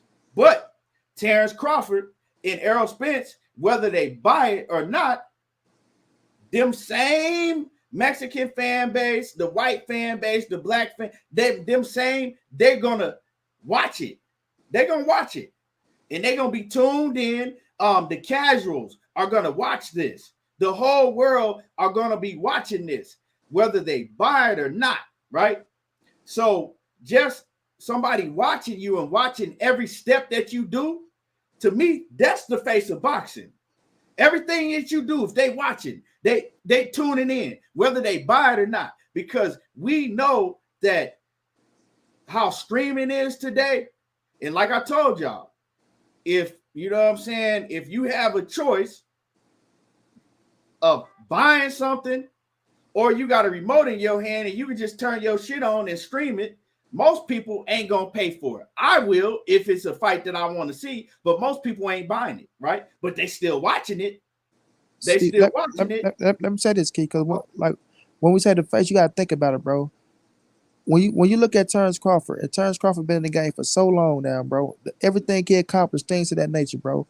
He still is not, yeah, but he's still not a household name like that. EJ putting himself in position to become a household name.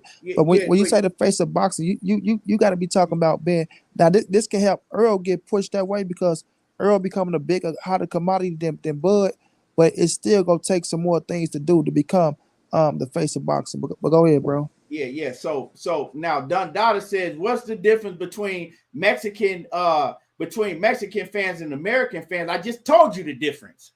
You didn't hear what I just said? Listen to what I just said, Don Dada. I said Mexican fans right? They'll pay for the fight more because they're gonna put together big parties and all of that shit, right? It's more of an event when you got a Mexican fighter that's big like Canelo, right? The American fans, a lot of them, they ain't really doing all that shit now. You know what I'm saying? They like, shit, we gonna stream it. You know what I'm saying? It's a different type of pride. It really is. It's the majority. I'm talking about the majority. It's a different type of pride because they finna put their money behind to support their fighter, right? It's a different type of pride, especially over there in Mexico. You know what I'm saying? And well, I think it's probably. I think the pay-per-views might be free in Mexico, but you're still getting that international, money from the international views and all of that shit. But like I said, even in America, the Mexican Americans, man, that it's a different type of pride. You know what I'm saying? They're gonna pay that shit just because they know, like, we doing this to make our man be on top, to get him his bag. It's a different type of pride. A lot of, you know what I'm saying, other fans, they don't think that way. Okay, I'm paying for this fight for Errol Spence or Wilder or to get him. I think like that, but a lot don't. They ain't think about that shit. And I know because I talk to cats all the time. I talk to my niggas all the time. Yeah, shit, nigga. I'm a scream. I was talking to somebody yesterday, right? A boxing fan. And they straight up was like, hell yeah, shit, I'm gonna be watching Crawford versus Spence. Shit, I'm gonna stream it though. I said, okay, that's the problem right there. That's the problem. You feel me? That's the problem. But yeah, man, I think that, so what I was saying, going back to what I was saying, I believe that Errol Spence, if he wins the fight, I think that he'll be the face of boxing. He already big. He fuck around and beat Terrence Crawford. He gonna be the face of boxing. Now, as far as Terrence Crawford, I don't think he gonna be the face of boxing. And it's no dig to Terrence Crawford if he wins. But I don't think that Terrence Crawford can become the face of boxing if he win this fight like that, because he just don't do it. Like, he didn't do a lot of things to promote himself, right? He ain't really that type of person that's gonna do interviews like that. He ain't that friendly like that. It's more, you gotta move a little different to become the face of boxing. You know what I'm saying? And he won't even talk to Ellie Setback. Right. You know what I'm saying? Like, the biggest sports superstars fuck with Ellie Setback, and Terrence Crawford won't even speak to him. So nah, he ain't gonna become the face of boxing. But I believe if Errol Spence beats Terrence Crawford, he will become the face of boxing, because, you know what I'm saying, he already number two. Real talk. He already number two.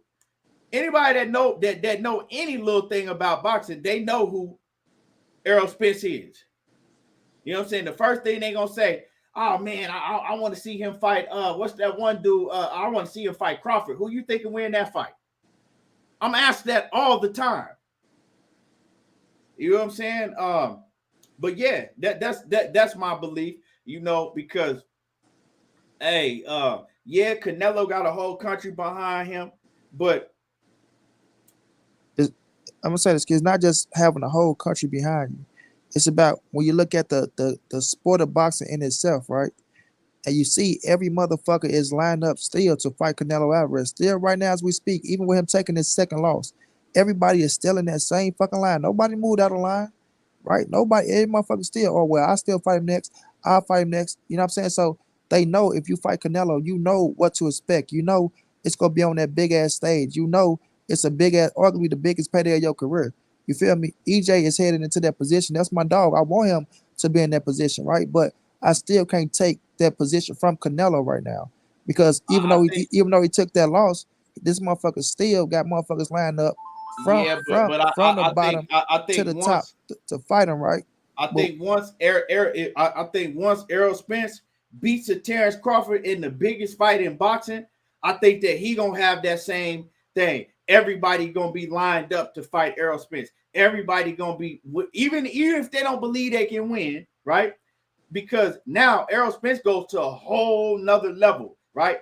if this fight do big numbers and everybody tune in, Errol Spence, he goes to a whole nother level. Now everybody gonna be, you gonna have cats trying to move up trying to move up to fight Errol Spence. You know what I'm saying? You're gonna have cats that's trying gonna to be move. yet to be seen though. You gonna have cats. Hold on, you gonna have cats trying to move down to fight Errol Spence. Everybody gonna be lined up to fight Errol Spence because now he was in the biggest fight and his name is ringing through everywhere, right? His name go to the top of that pound for pound list. All of that shit. That's what I believe. We could agree to disagree, but that's what I believe. I don't think that Canelo. I don't think that Canelo will no longer be the top face of boxing. I think he's still gonna be right there, but I think Errol Spence, you know what I'm saying, is gonna say move over. Now, as far as Terrence Crawford, Terrence Crawford just, you know what I'm saying. I'm not saying that he can't win the fight. I'm not saying that. I'm just saying that he didn't do the things in the past to move himself forward. Even Errol Spence having that car wreck, that shit made him more famous just off of that. You know what I'm saying? But yeah. Yeah, but EJ already told you, man. This motherfucker, what Canelo pulling in. So we already know what Canelo is. It like that's it. It doesn't matter who it is. You can come up. You getting this. You getting that. With EJ beating Bud Crawford, we gonna have to see if that's the case. You saying, oh, everybody gonna want to move down. Everybody gonna want to move up. We gonna have to see if that's the case after he put his hands on Bud. Because I got my dude beating him. That don't mean Earl ain't one of the biggest names in boxing doing this thing. And if you get up there to fight your ass, it's gonna be that. With Canelo Alvarez, we know that's exactly what it is. It ain't no if or will it happen. With Canelo, that's exactly what it is. And nobody moved out of line. That's the whole thing. That's what I'm saying. Yeah. Nobody has moved out of line. Still right now, motherfuckers from, we can say 54 all the way up to heavyweight. You got motherfucking Usyk still want to come down and fight this motherfucker. Motherfuckers at light heavyweight, still at cruiserweight. Yeah, because they saying that he's the best fighter in the world. That's why. Because because they know fighter in the world, they know for a fact that it's going to be their fucking biggest payday. They know it's going to be the biggest fight. They putting that bullseye on him because they saying that he's the best fighter in the world. Now, that's because everybody say that Errol Spence is the best fighter in the world. No, it ain't just coming at him like that. It ain't just saying he the best fighter in the world. It's just because of what it is, bro. It's because of what it is and what they know you getting. So motherfuckers know they getting their biggest payday. Motherfuckers know it's going to be on the biggest stage in boxing, regardless of what it is. With EJ, that's why I wanted to beat this motherfucker, Terrence Crawford, and we can see if it's heading in the right direction. But maybe EJ will tell you his damn self. You feel me? Like that nigga, one of the realest. So I just look at it as Canelo Alvarez is still right there on that stage. He took that loss. Motherfucker still in line to fight him. He's still a face of boxing to me. You can't take that away from that man right now. So yeah, he is right now. Yeah, when Earl, we talking about if Earl beats Terrence Crawford in the biggest fight in boxing, I think that it changes. Then it changes. Yeah, we have to see if it changes, but I don't think it changes because of who Canelo is. As long as Canelo go get that win against Triple G, right? He's still gonna be the face of boxing, bro. Now, what we will be hearing now, right? Just because they threw that shit out there with PBC is, will Earl and Canelo fight each other? Which we seen Earl say he ain't coming past 160, and Canelo say he ain't going back to 160. Earl say he not going. You even heard what he say? Hey, what Ellie tried to say? I see you going for a division. Earl, I ain't going up there to fight them big ass dudes. You got me fucked up. So I don't even think that's gonna be realistic. So, you know, to each his own. Yeah. I mean, like I said, I think that because this is the biggest fight in this is the biggest fight in boxing, period. You're gonna get the casual. Everybody gonna watch this. And like I said, everybody finna watch Errol Spence versus Terrence Crawford. Whether they stream it or not, they gonna be watching. All eyes is gonna be on it. And it's up to Showtime to promote it correctly. Now, that has a big thing to do with it. Showtime gotta promote this shit correctly, right? Because if they do a tour, you know what I'm saying, and go to different cities, even if they go over to the UK, you know what I'm saying, a world tour, that gonna make them even bigger. Everybody gonna be watching them. Let me say this, Keith. The dudes in it just said Ugas got more fighting Errol Spence than Plant got fighting Canelo. Man, that's negative, man. Cut it out. Yeah, I don't know. I know that Plant got, 10 mil or whatever. I don't know what Ugas got, so I can't really speak on that. I don't know what Ugas got. So I can't answer that. You know what I'm saying? I have no idea what Ugas got paid fighting Errol Spence. Ugas ain't get more than no goddamn Caleb Plant against no Canelo and no motherfucking undisputed bout. So, dude, come on, man. But as far as I think that Caleb Plant pretty much got more than any of them dudes. Yeah, that's what I'm saying. Yeah, he trying to say Plant, because right. Caleb Plant, he got a bigger payday than Billy Joe, than Colin Smith, than all them dudes that Canelo fight. I think Caleb Plant was pretty much the one that got the highest payday out of all of them. Maybe Triple G, you know what I'm saying? I don't know what Triple G got in their first and second fight, but it's between Caleb Plant and Triple G. Oh, he said, all I'm saying, he said Spence got more than Plant, not Ugas. Okay, Spence going to get more, of course. I would agree with that one. We saying once you going into the fight, getting their biggest paydays, man. Done doubt it. If you believe that Errol Spence only got 5.5 million, use a goddamn fool. If you believe that Errol Spence only got 5.5 million his last fight, use a goddamn fool. Let me say this, Keith. Prolific one. You saying? Hold on, money. Hold on, real quick. Stop. Y'all need to stop with these 2.5s and 3.5. That's what they tell you. Al Heyman does his business different. You heard Sean Porter tell you. You heard Sean Porter tell you when they offered him $3 million to fight Terrence Crawford. He laughed and told y'all, I made more than $3 million to fight for Mella on fucking on regular TV. Sean Porter told you I made more than $3 million to fight for Mella on TV. You think I'm gonna take that to fight Terrence Crawford? Hell no. He laughed at that shit. So with that being said, if Sean Porter is making more than $3 million to fight for Mella on regular TV, right? You believing that Errol Spence is fighting on pay-per-view, putting 40,000 in the stadium and only making $5.5 million? Use the goddamn fool if you believe that shit. Right. And I'm gonna leave it at that. Now let me say this, kid, because they saying, oh, Tank and Earl outselling Canelo. Did y'all not heard? Like y'all make every fucking thing a contest, and y'all want to be so right with shit, bro. If y'all wrong, just admit y'all wrong, bro. Right? When you see Errol Spence on the fucking elevator with Ellie sat back saying, and shit, Canelo just got paid. How much he make? 55 million? Shit, he number one pound for pound. And then y'all try to come back and say, oh, he outselling this or he outselling that. So do y'all telling me Tank and Errol Spence made 55 million they last fight? That's what y'all telling me. Tank and Errol Spence made more than 55 million they last fight. No, Canelo definitely making the most money. No, I just want to tell them, bro, because y'all just say shit to try to make an argument out of nothing. That's a fucking argument, bro. Y'all just want everything to be controversial or this, that, because y'all want to put the black man ahead so goddamn bad, bro. Just call the fucking facts the facts, bro. God damn, man. Y'all sit up here with silly ass shit. Oh, they definitely out. And Earl Spencer tell you out his own goddamn mouth, that man just made 55 million shit. How much he just made? 55 million? Come on, man. Common fucking sense, bro. Golly. Yeah. Canelo, he definitely getting the most money. You know what I'm saying? He definitely getting the most money. But see, he got endorsements like that. When Canelo fight, it's like all types of sponsorships and all type of shit. He definitely getting the most money. You know what I'm saying? So, but I think Errol Spence is second behind him. Well, now Wilder's back. We got, and I'm talking about American, right? I ain't talking about, because we know that AJ and Fury, they getting them big bags too. AJ and Fury, but and Wilder. But Wilder, you know what I'm saying? He was retired. Now that Wilder's back,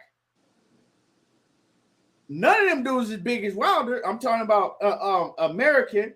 Wilder, you know what I'm saying? When Wilder fight, the heavyweight division move a whole different way. Win, lose, or draw. Wilder getting big bags too.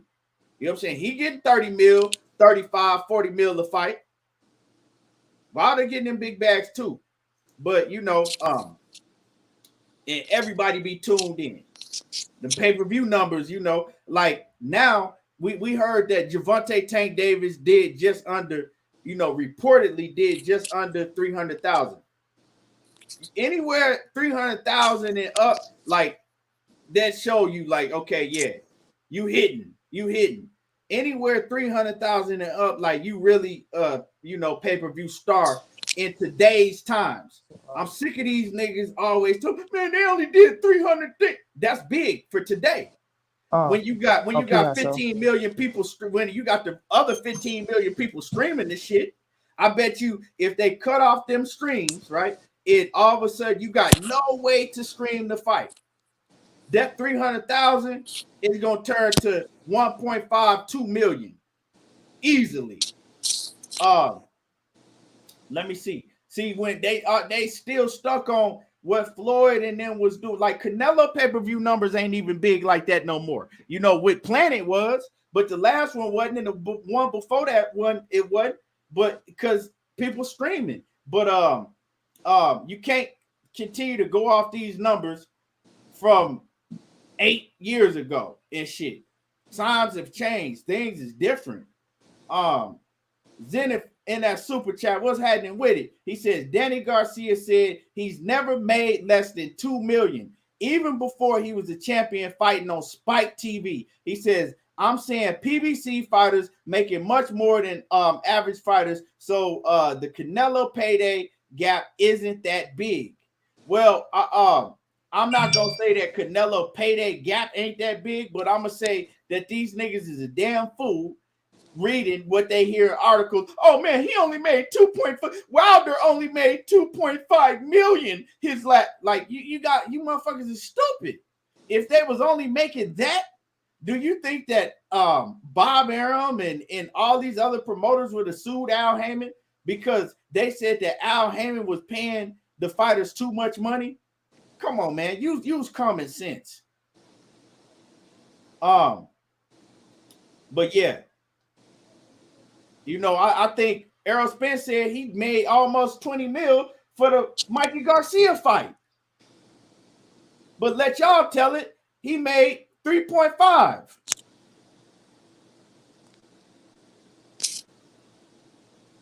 I mean, that's neither here nor there, but just stop arguing about shit that's don't, you feel me? Just stop arguing about shit that just don't really make no sense if you really know,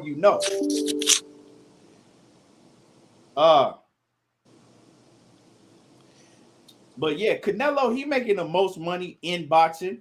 I think that Deontay Wilder's right there, Tyson Fury right there,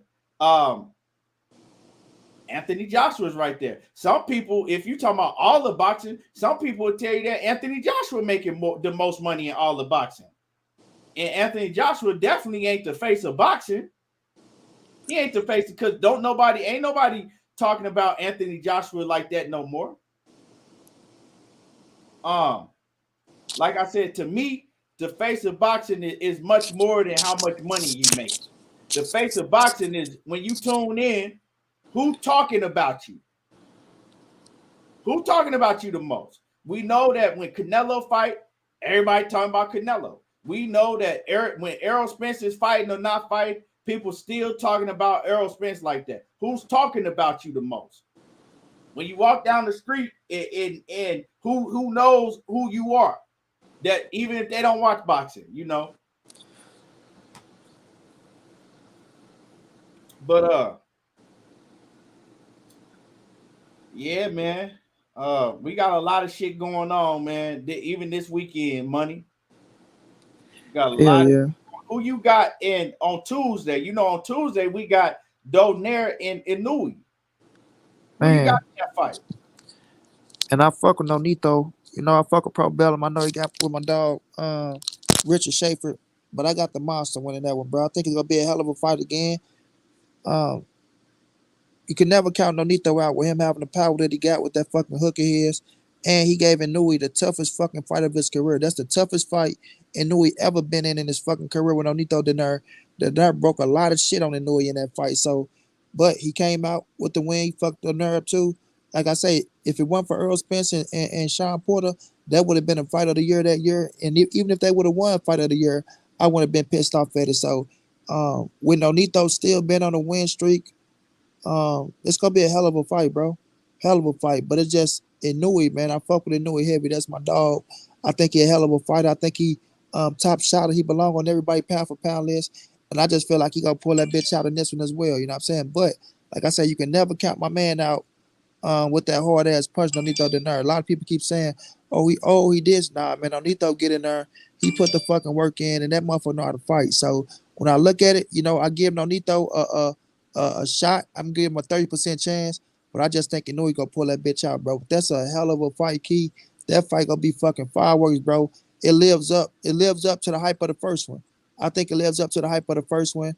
And if y'all don't know about that fight, y'all better tune in because that shit gonna be hard, like a lot of hard fucking punches. A lot of hard fucking punches. And I think Nonito, he got the monster on his toes. He got the monster on his toes. But one thing about Inouye, that motherfucker he's a devastating puncher with both hands. He got a skill set as well.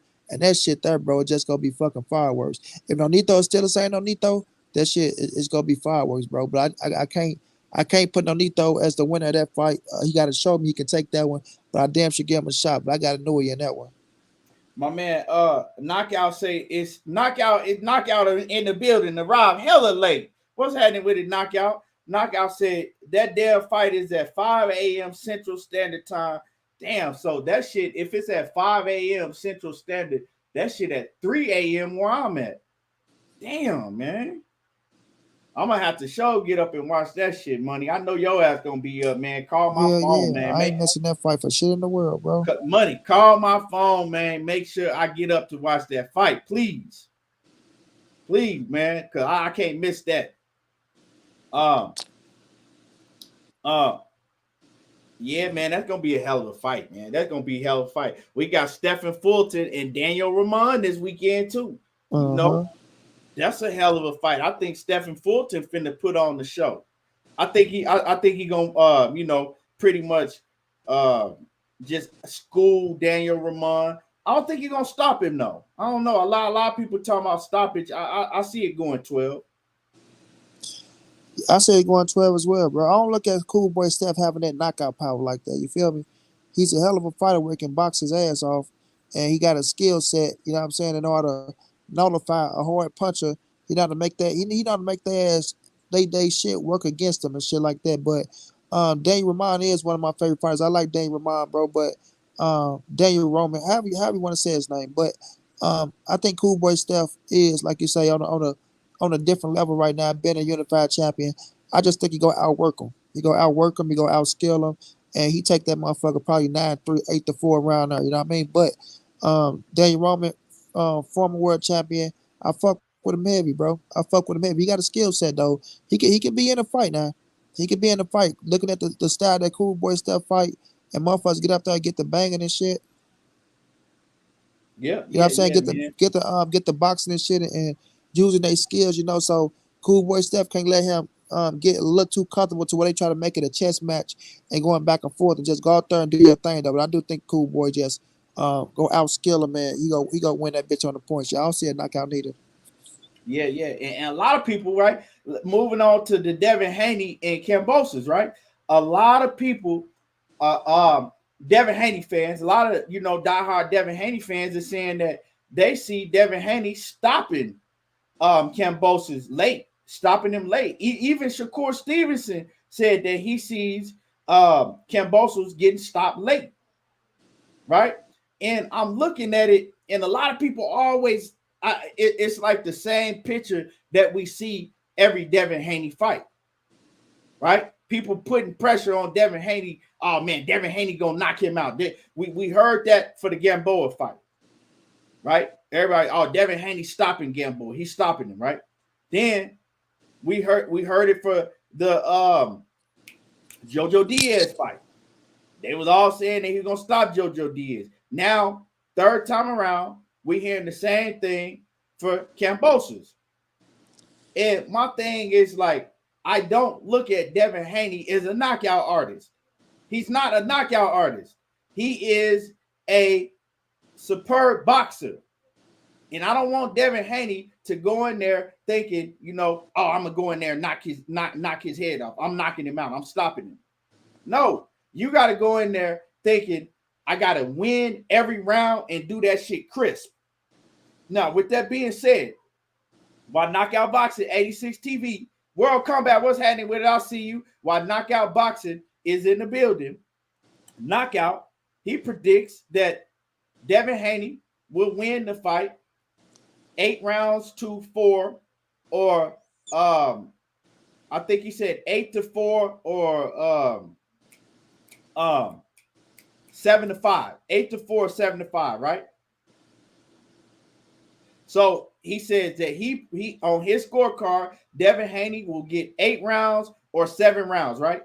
But he says that he believes that, with that being said, on his scorecard, Devin Haney wins 8-4, 7-5, but Devin Haney will lose the fight.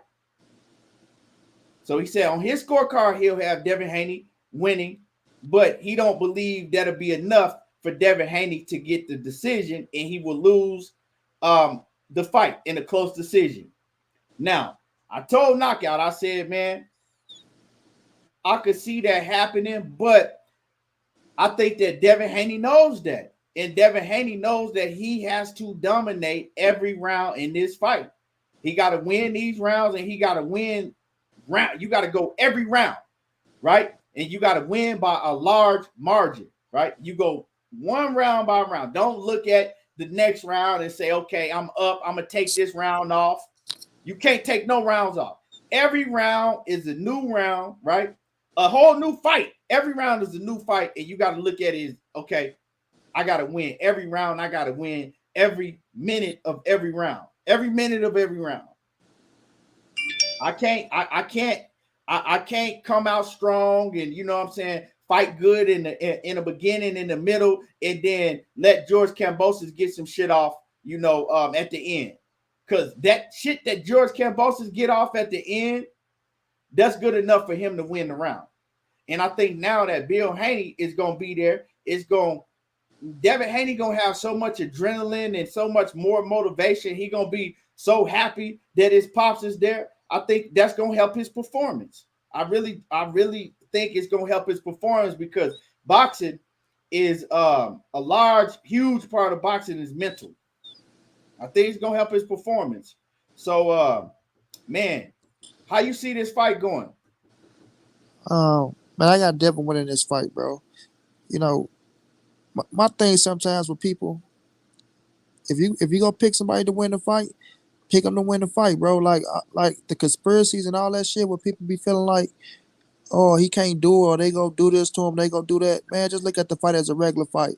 When the shit is said and done, we, like, with our own eyes, we all know who won the fight. If you know how to judge and score a goddamn fight the way you're supposed to score a fight.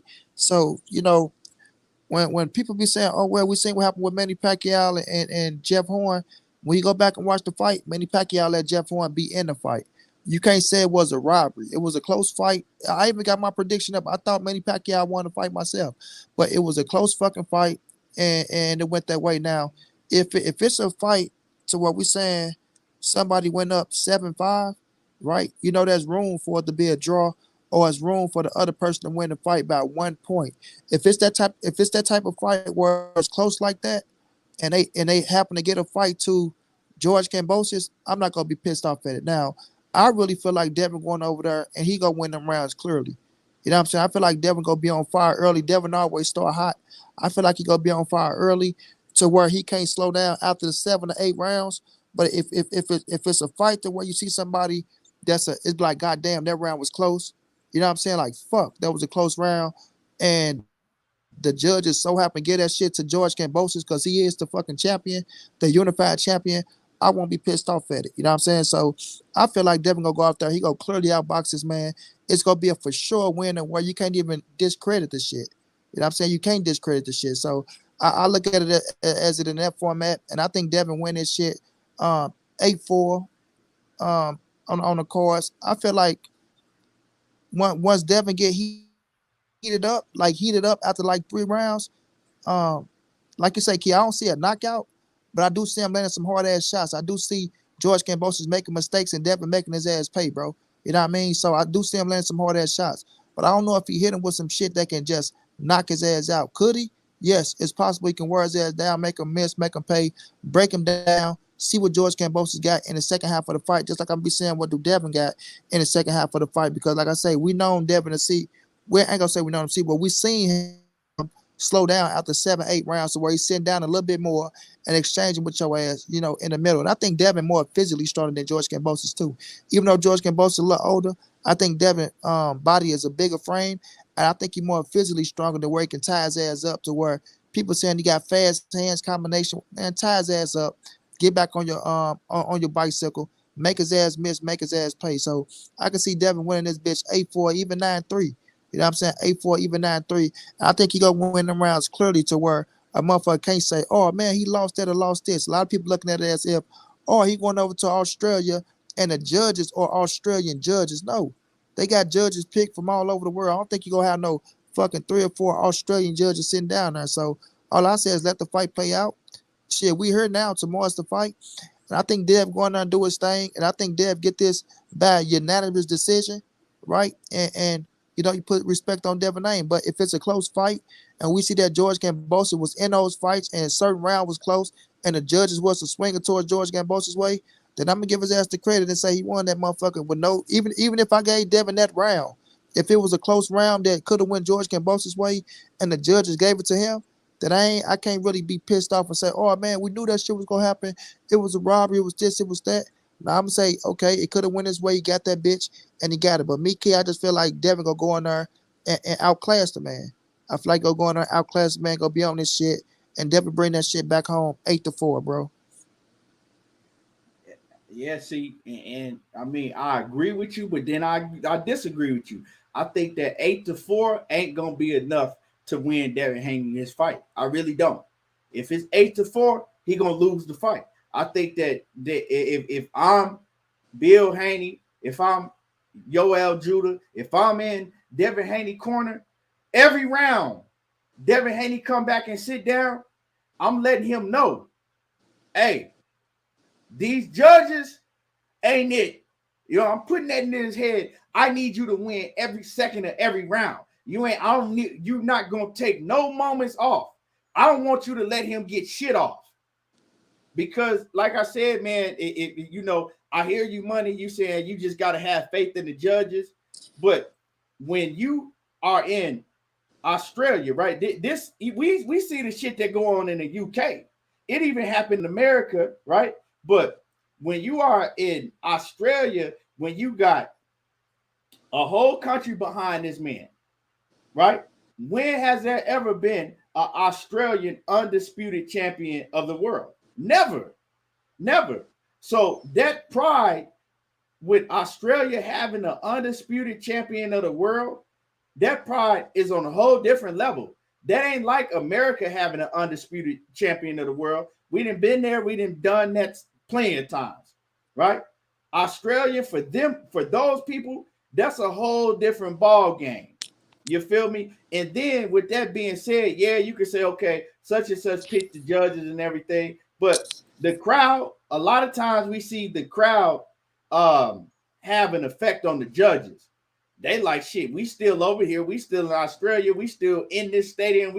So I think that has a lot to do with everything. Even if it don't, you still got to have that shit in your head. Like Errol Spence, when he went over to the UK, everybody was like, oh man, Errol was losing some rounds, or Errol was, okay, cool.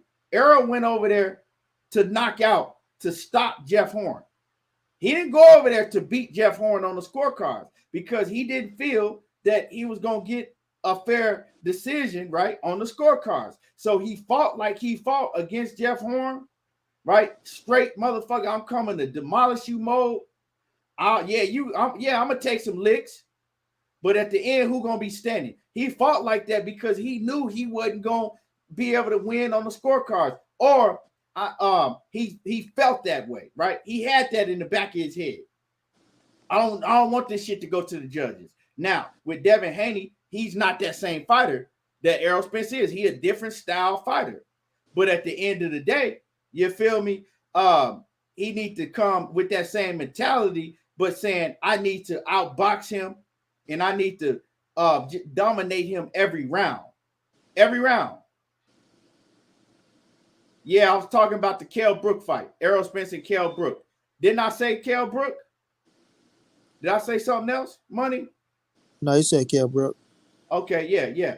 So Devin Haney needs to come in with that same mentality, but he don't need to come in thinking knockout. He needs to come in thinking, I'm going to outbox him and I'm going to just school him every second of every round. Because if I don't, they ain't going to give the fight. They not going to give the round to me. You know what I'm saying? And like Money was saying, like if I see a close round, I'm giving it to Jeff. Not to Jeff Horn. I'm giving it to, I said Jeff Horn. I didn't, my bad. I meant Kell Brook. Y'all know that Jeff Horn and Errol Spence didn't even fight each other. So, but if it's a close round to me, because I know how they gonna be scoring it, I'm giving every close round to George Kambosos. I'm giving the close rounds to George Kambosos. Real talk. Because I know that they gonna give a close round to George Kambosos.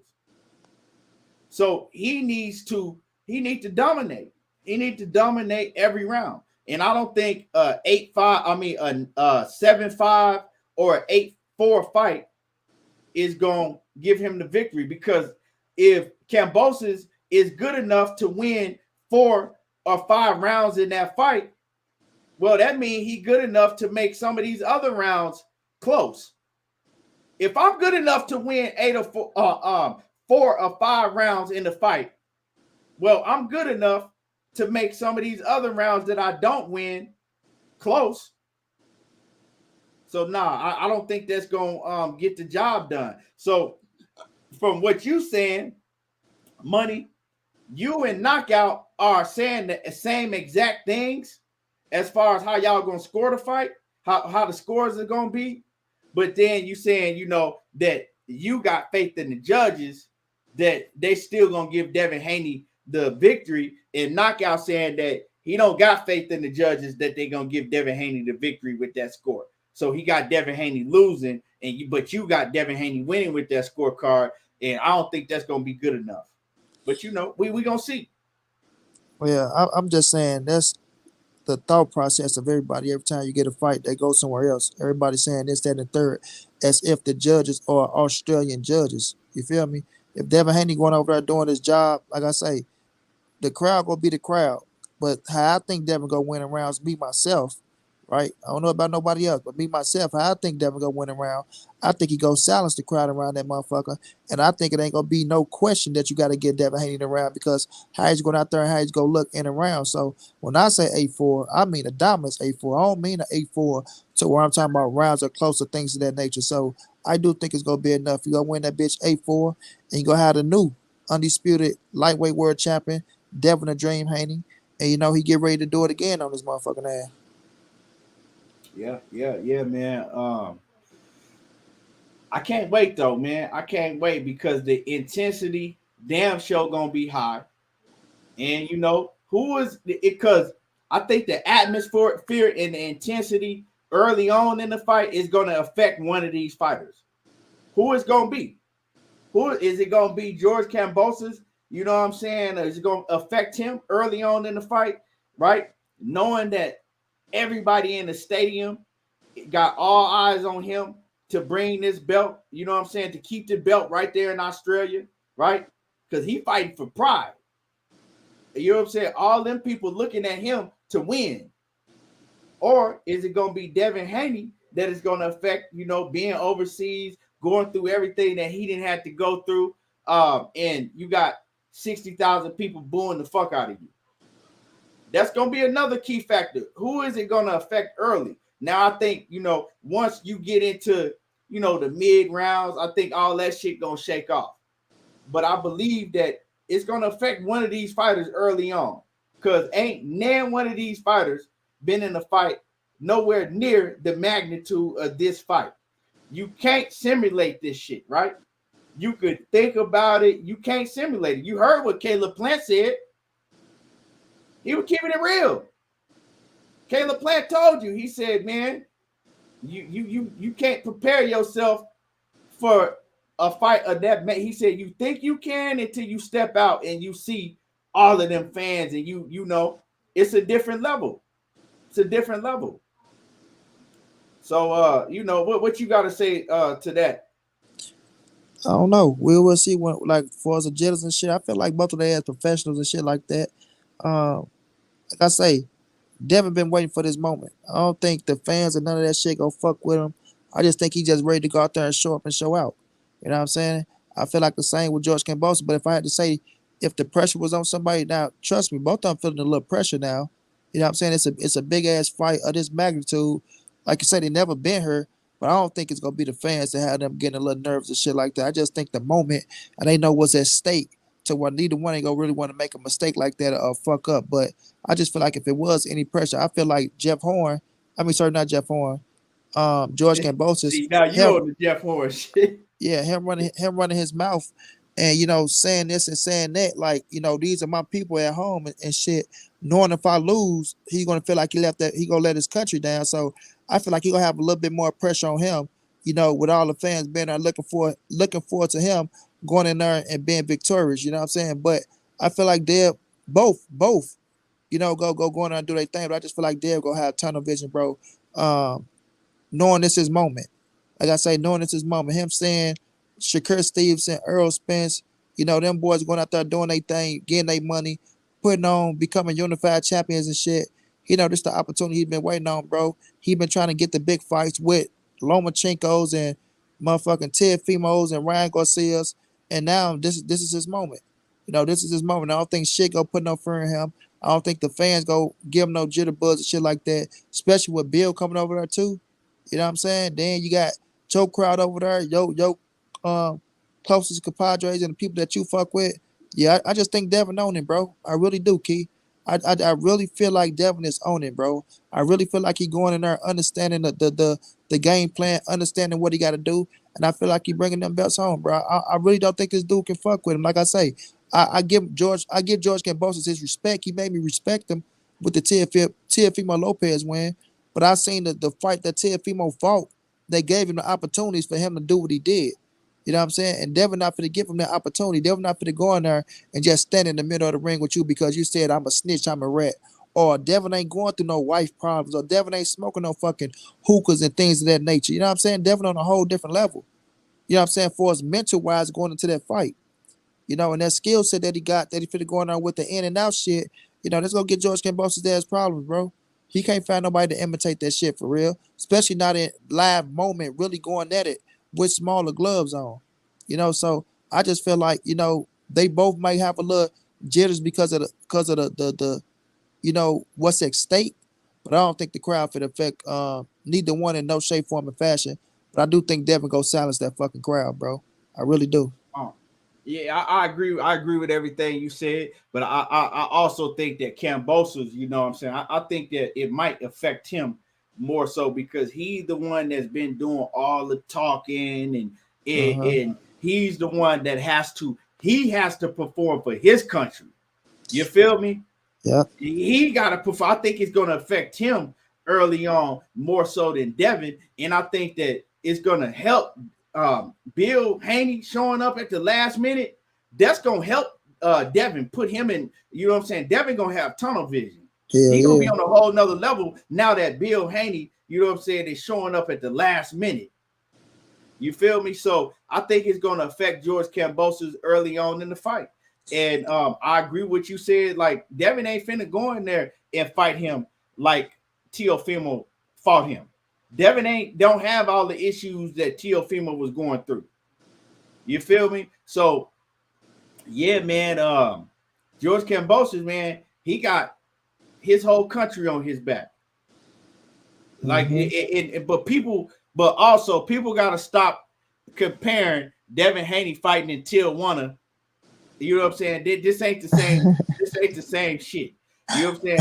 Fighting in Tijuana with 50, 80 people in the goddamn fucking bar ain't the same as going over to a big country in a stadium full of 60,000 people. That you can't compare that. That's different. Fighting a motherfucking Tijuana. That's what key 5 and 132. Right. You know what I'm saying? Like y'all gotta stop saying that Devin Haney is prepared for this because he fought over in Tijuana. But I know plenty of fighters that go to Tijuana and build a fight. I got my partner got a fighter right now, and when he want to build his partner resume, he take him over to Tijuana. That ain't shit. Like, let's stop comparing that to fighting in the stadium with 60,000 people. It ain't no comparison. But with all that being said, I think that Devin Haney is ready for this. I think he's ready for this. You know what I'm saying? Now, as far as his treatment, they've been treating Devin Haney real good. But that shit gonna change. After the weigh-in, that treatment that Devin Haney been getting, oh, that's gonna change.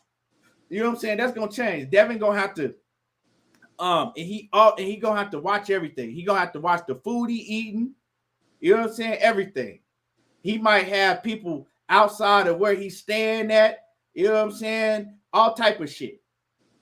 You know what I'm saying? I've heard all type of things go down when you over in somebody else's country. Shit, Errol Spence, he told you himself. He said, man, the people was treating me good.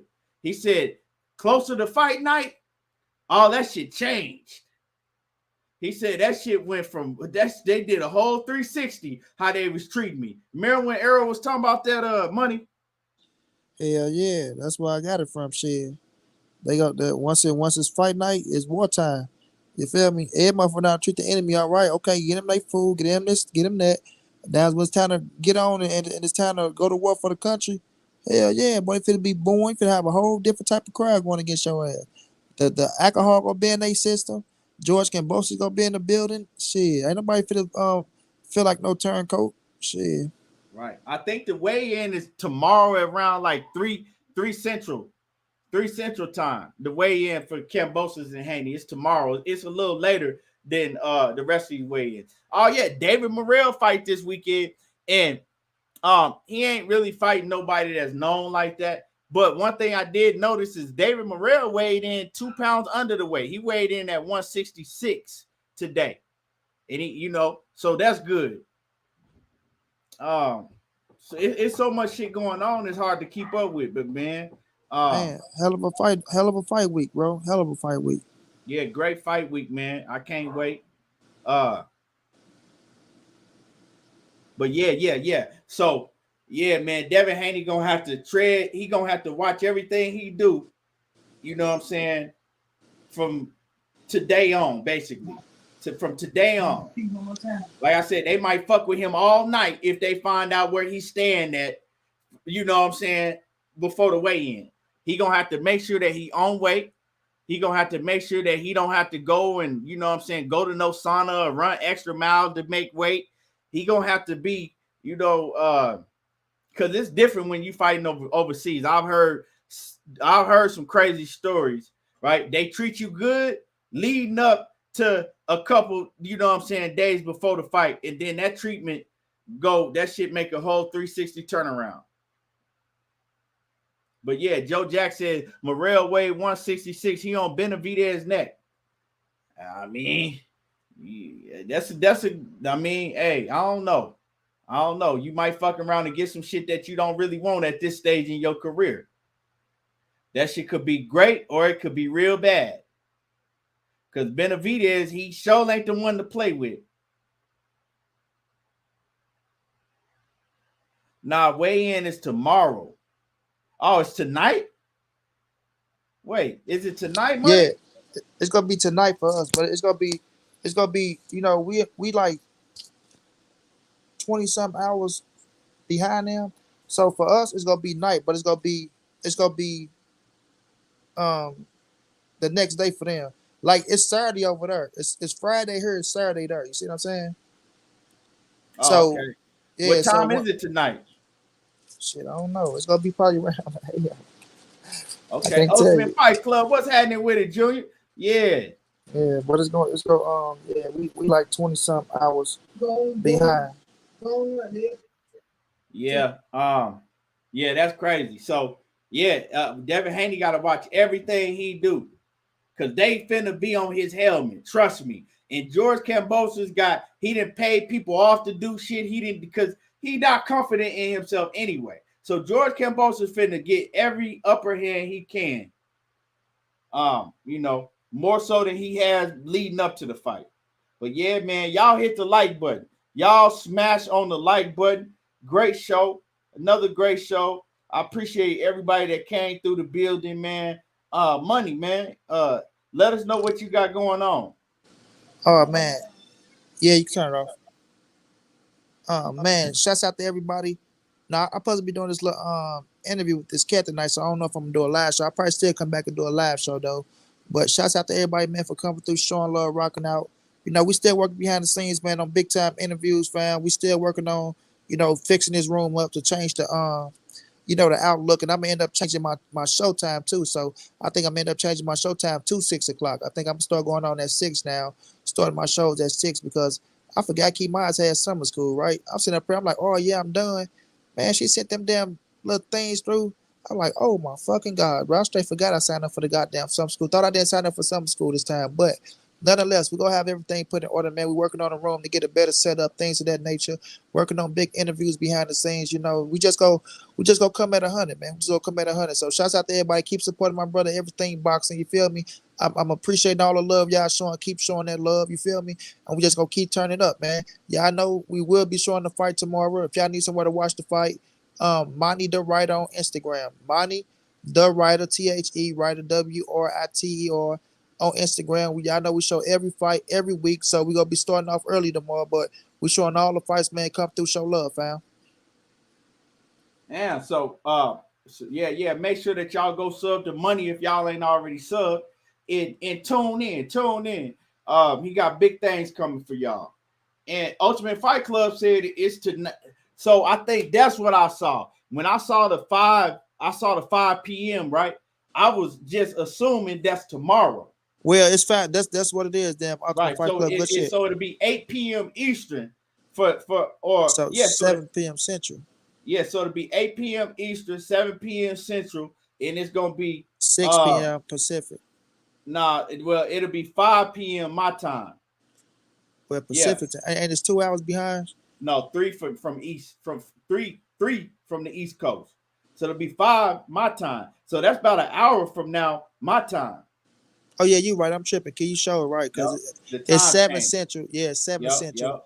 5. Yeah, you're right. Yep. Yeah. So yeah, man. So the weigh-in that shit about an hour from now. That means it's 5 p.m.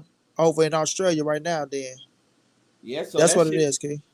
That shit about an hour from now. So yeah, we gonna watch the weigh-in. We gonna get to see. You know what I'm saying? How both of them looking. I think that both of them are gonna be in tip-top condition. One thing about Devin Haney. You know what I'm saying? He's always in tip-top condition. He never slack off on his training. And the same thing about George Kambosos. That's what got George Kambosos here. Not his skill set. Really, you know what I'm saying? That he's always in tip-top condition and he's a gym rat. That goes for a lot. Sometimes you might not have the talent, but you got the work ethic. And that's what got George Kambosos in this position. We already know how Devin Haney get down. Facts, bro. Facts. But yeah, y'all hit my like button. Like I said, I appreciate everybody tuning in. We will be back, and y'all already know how I do. There you go, talking that boxing again. And I'm gone, y'all. We out.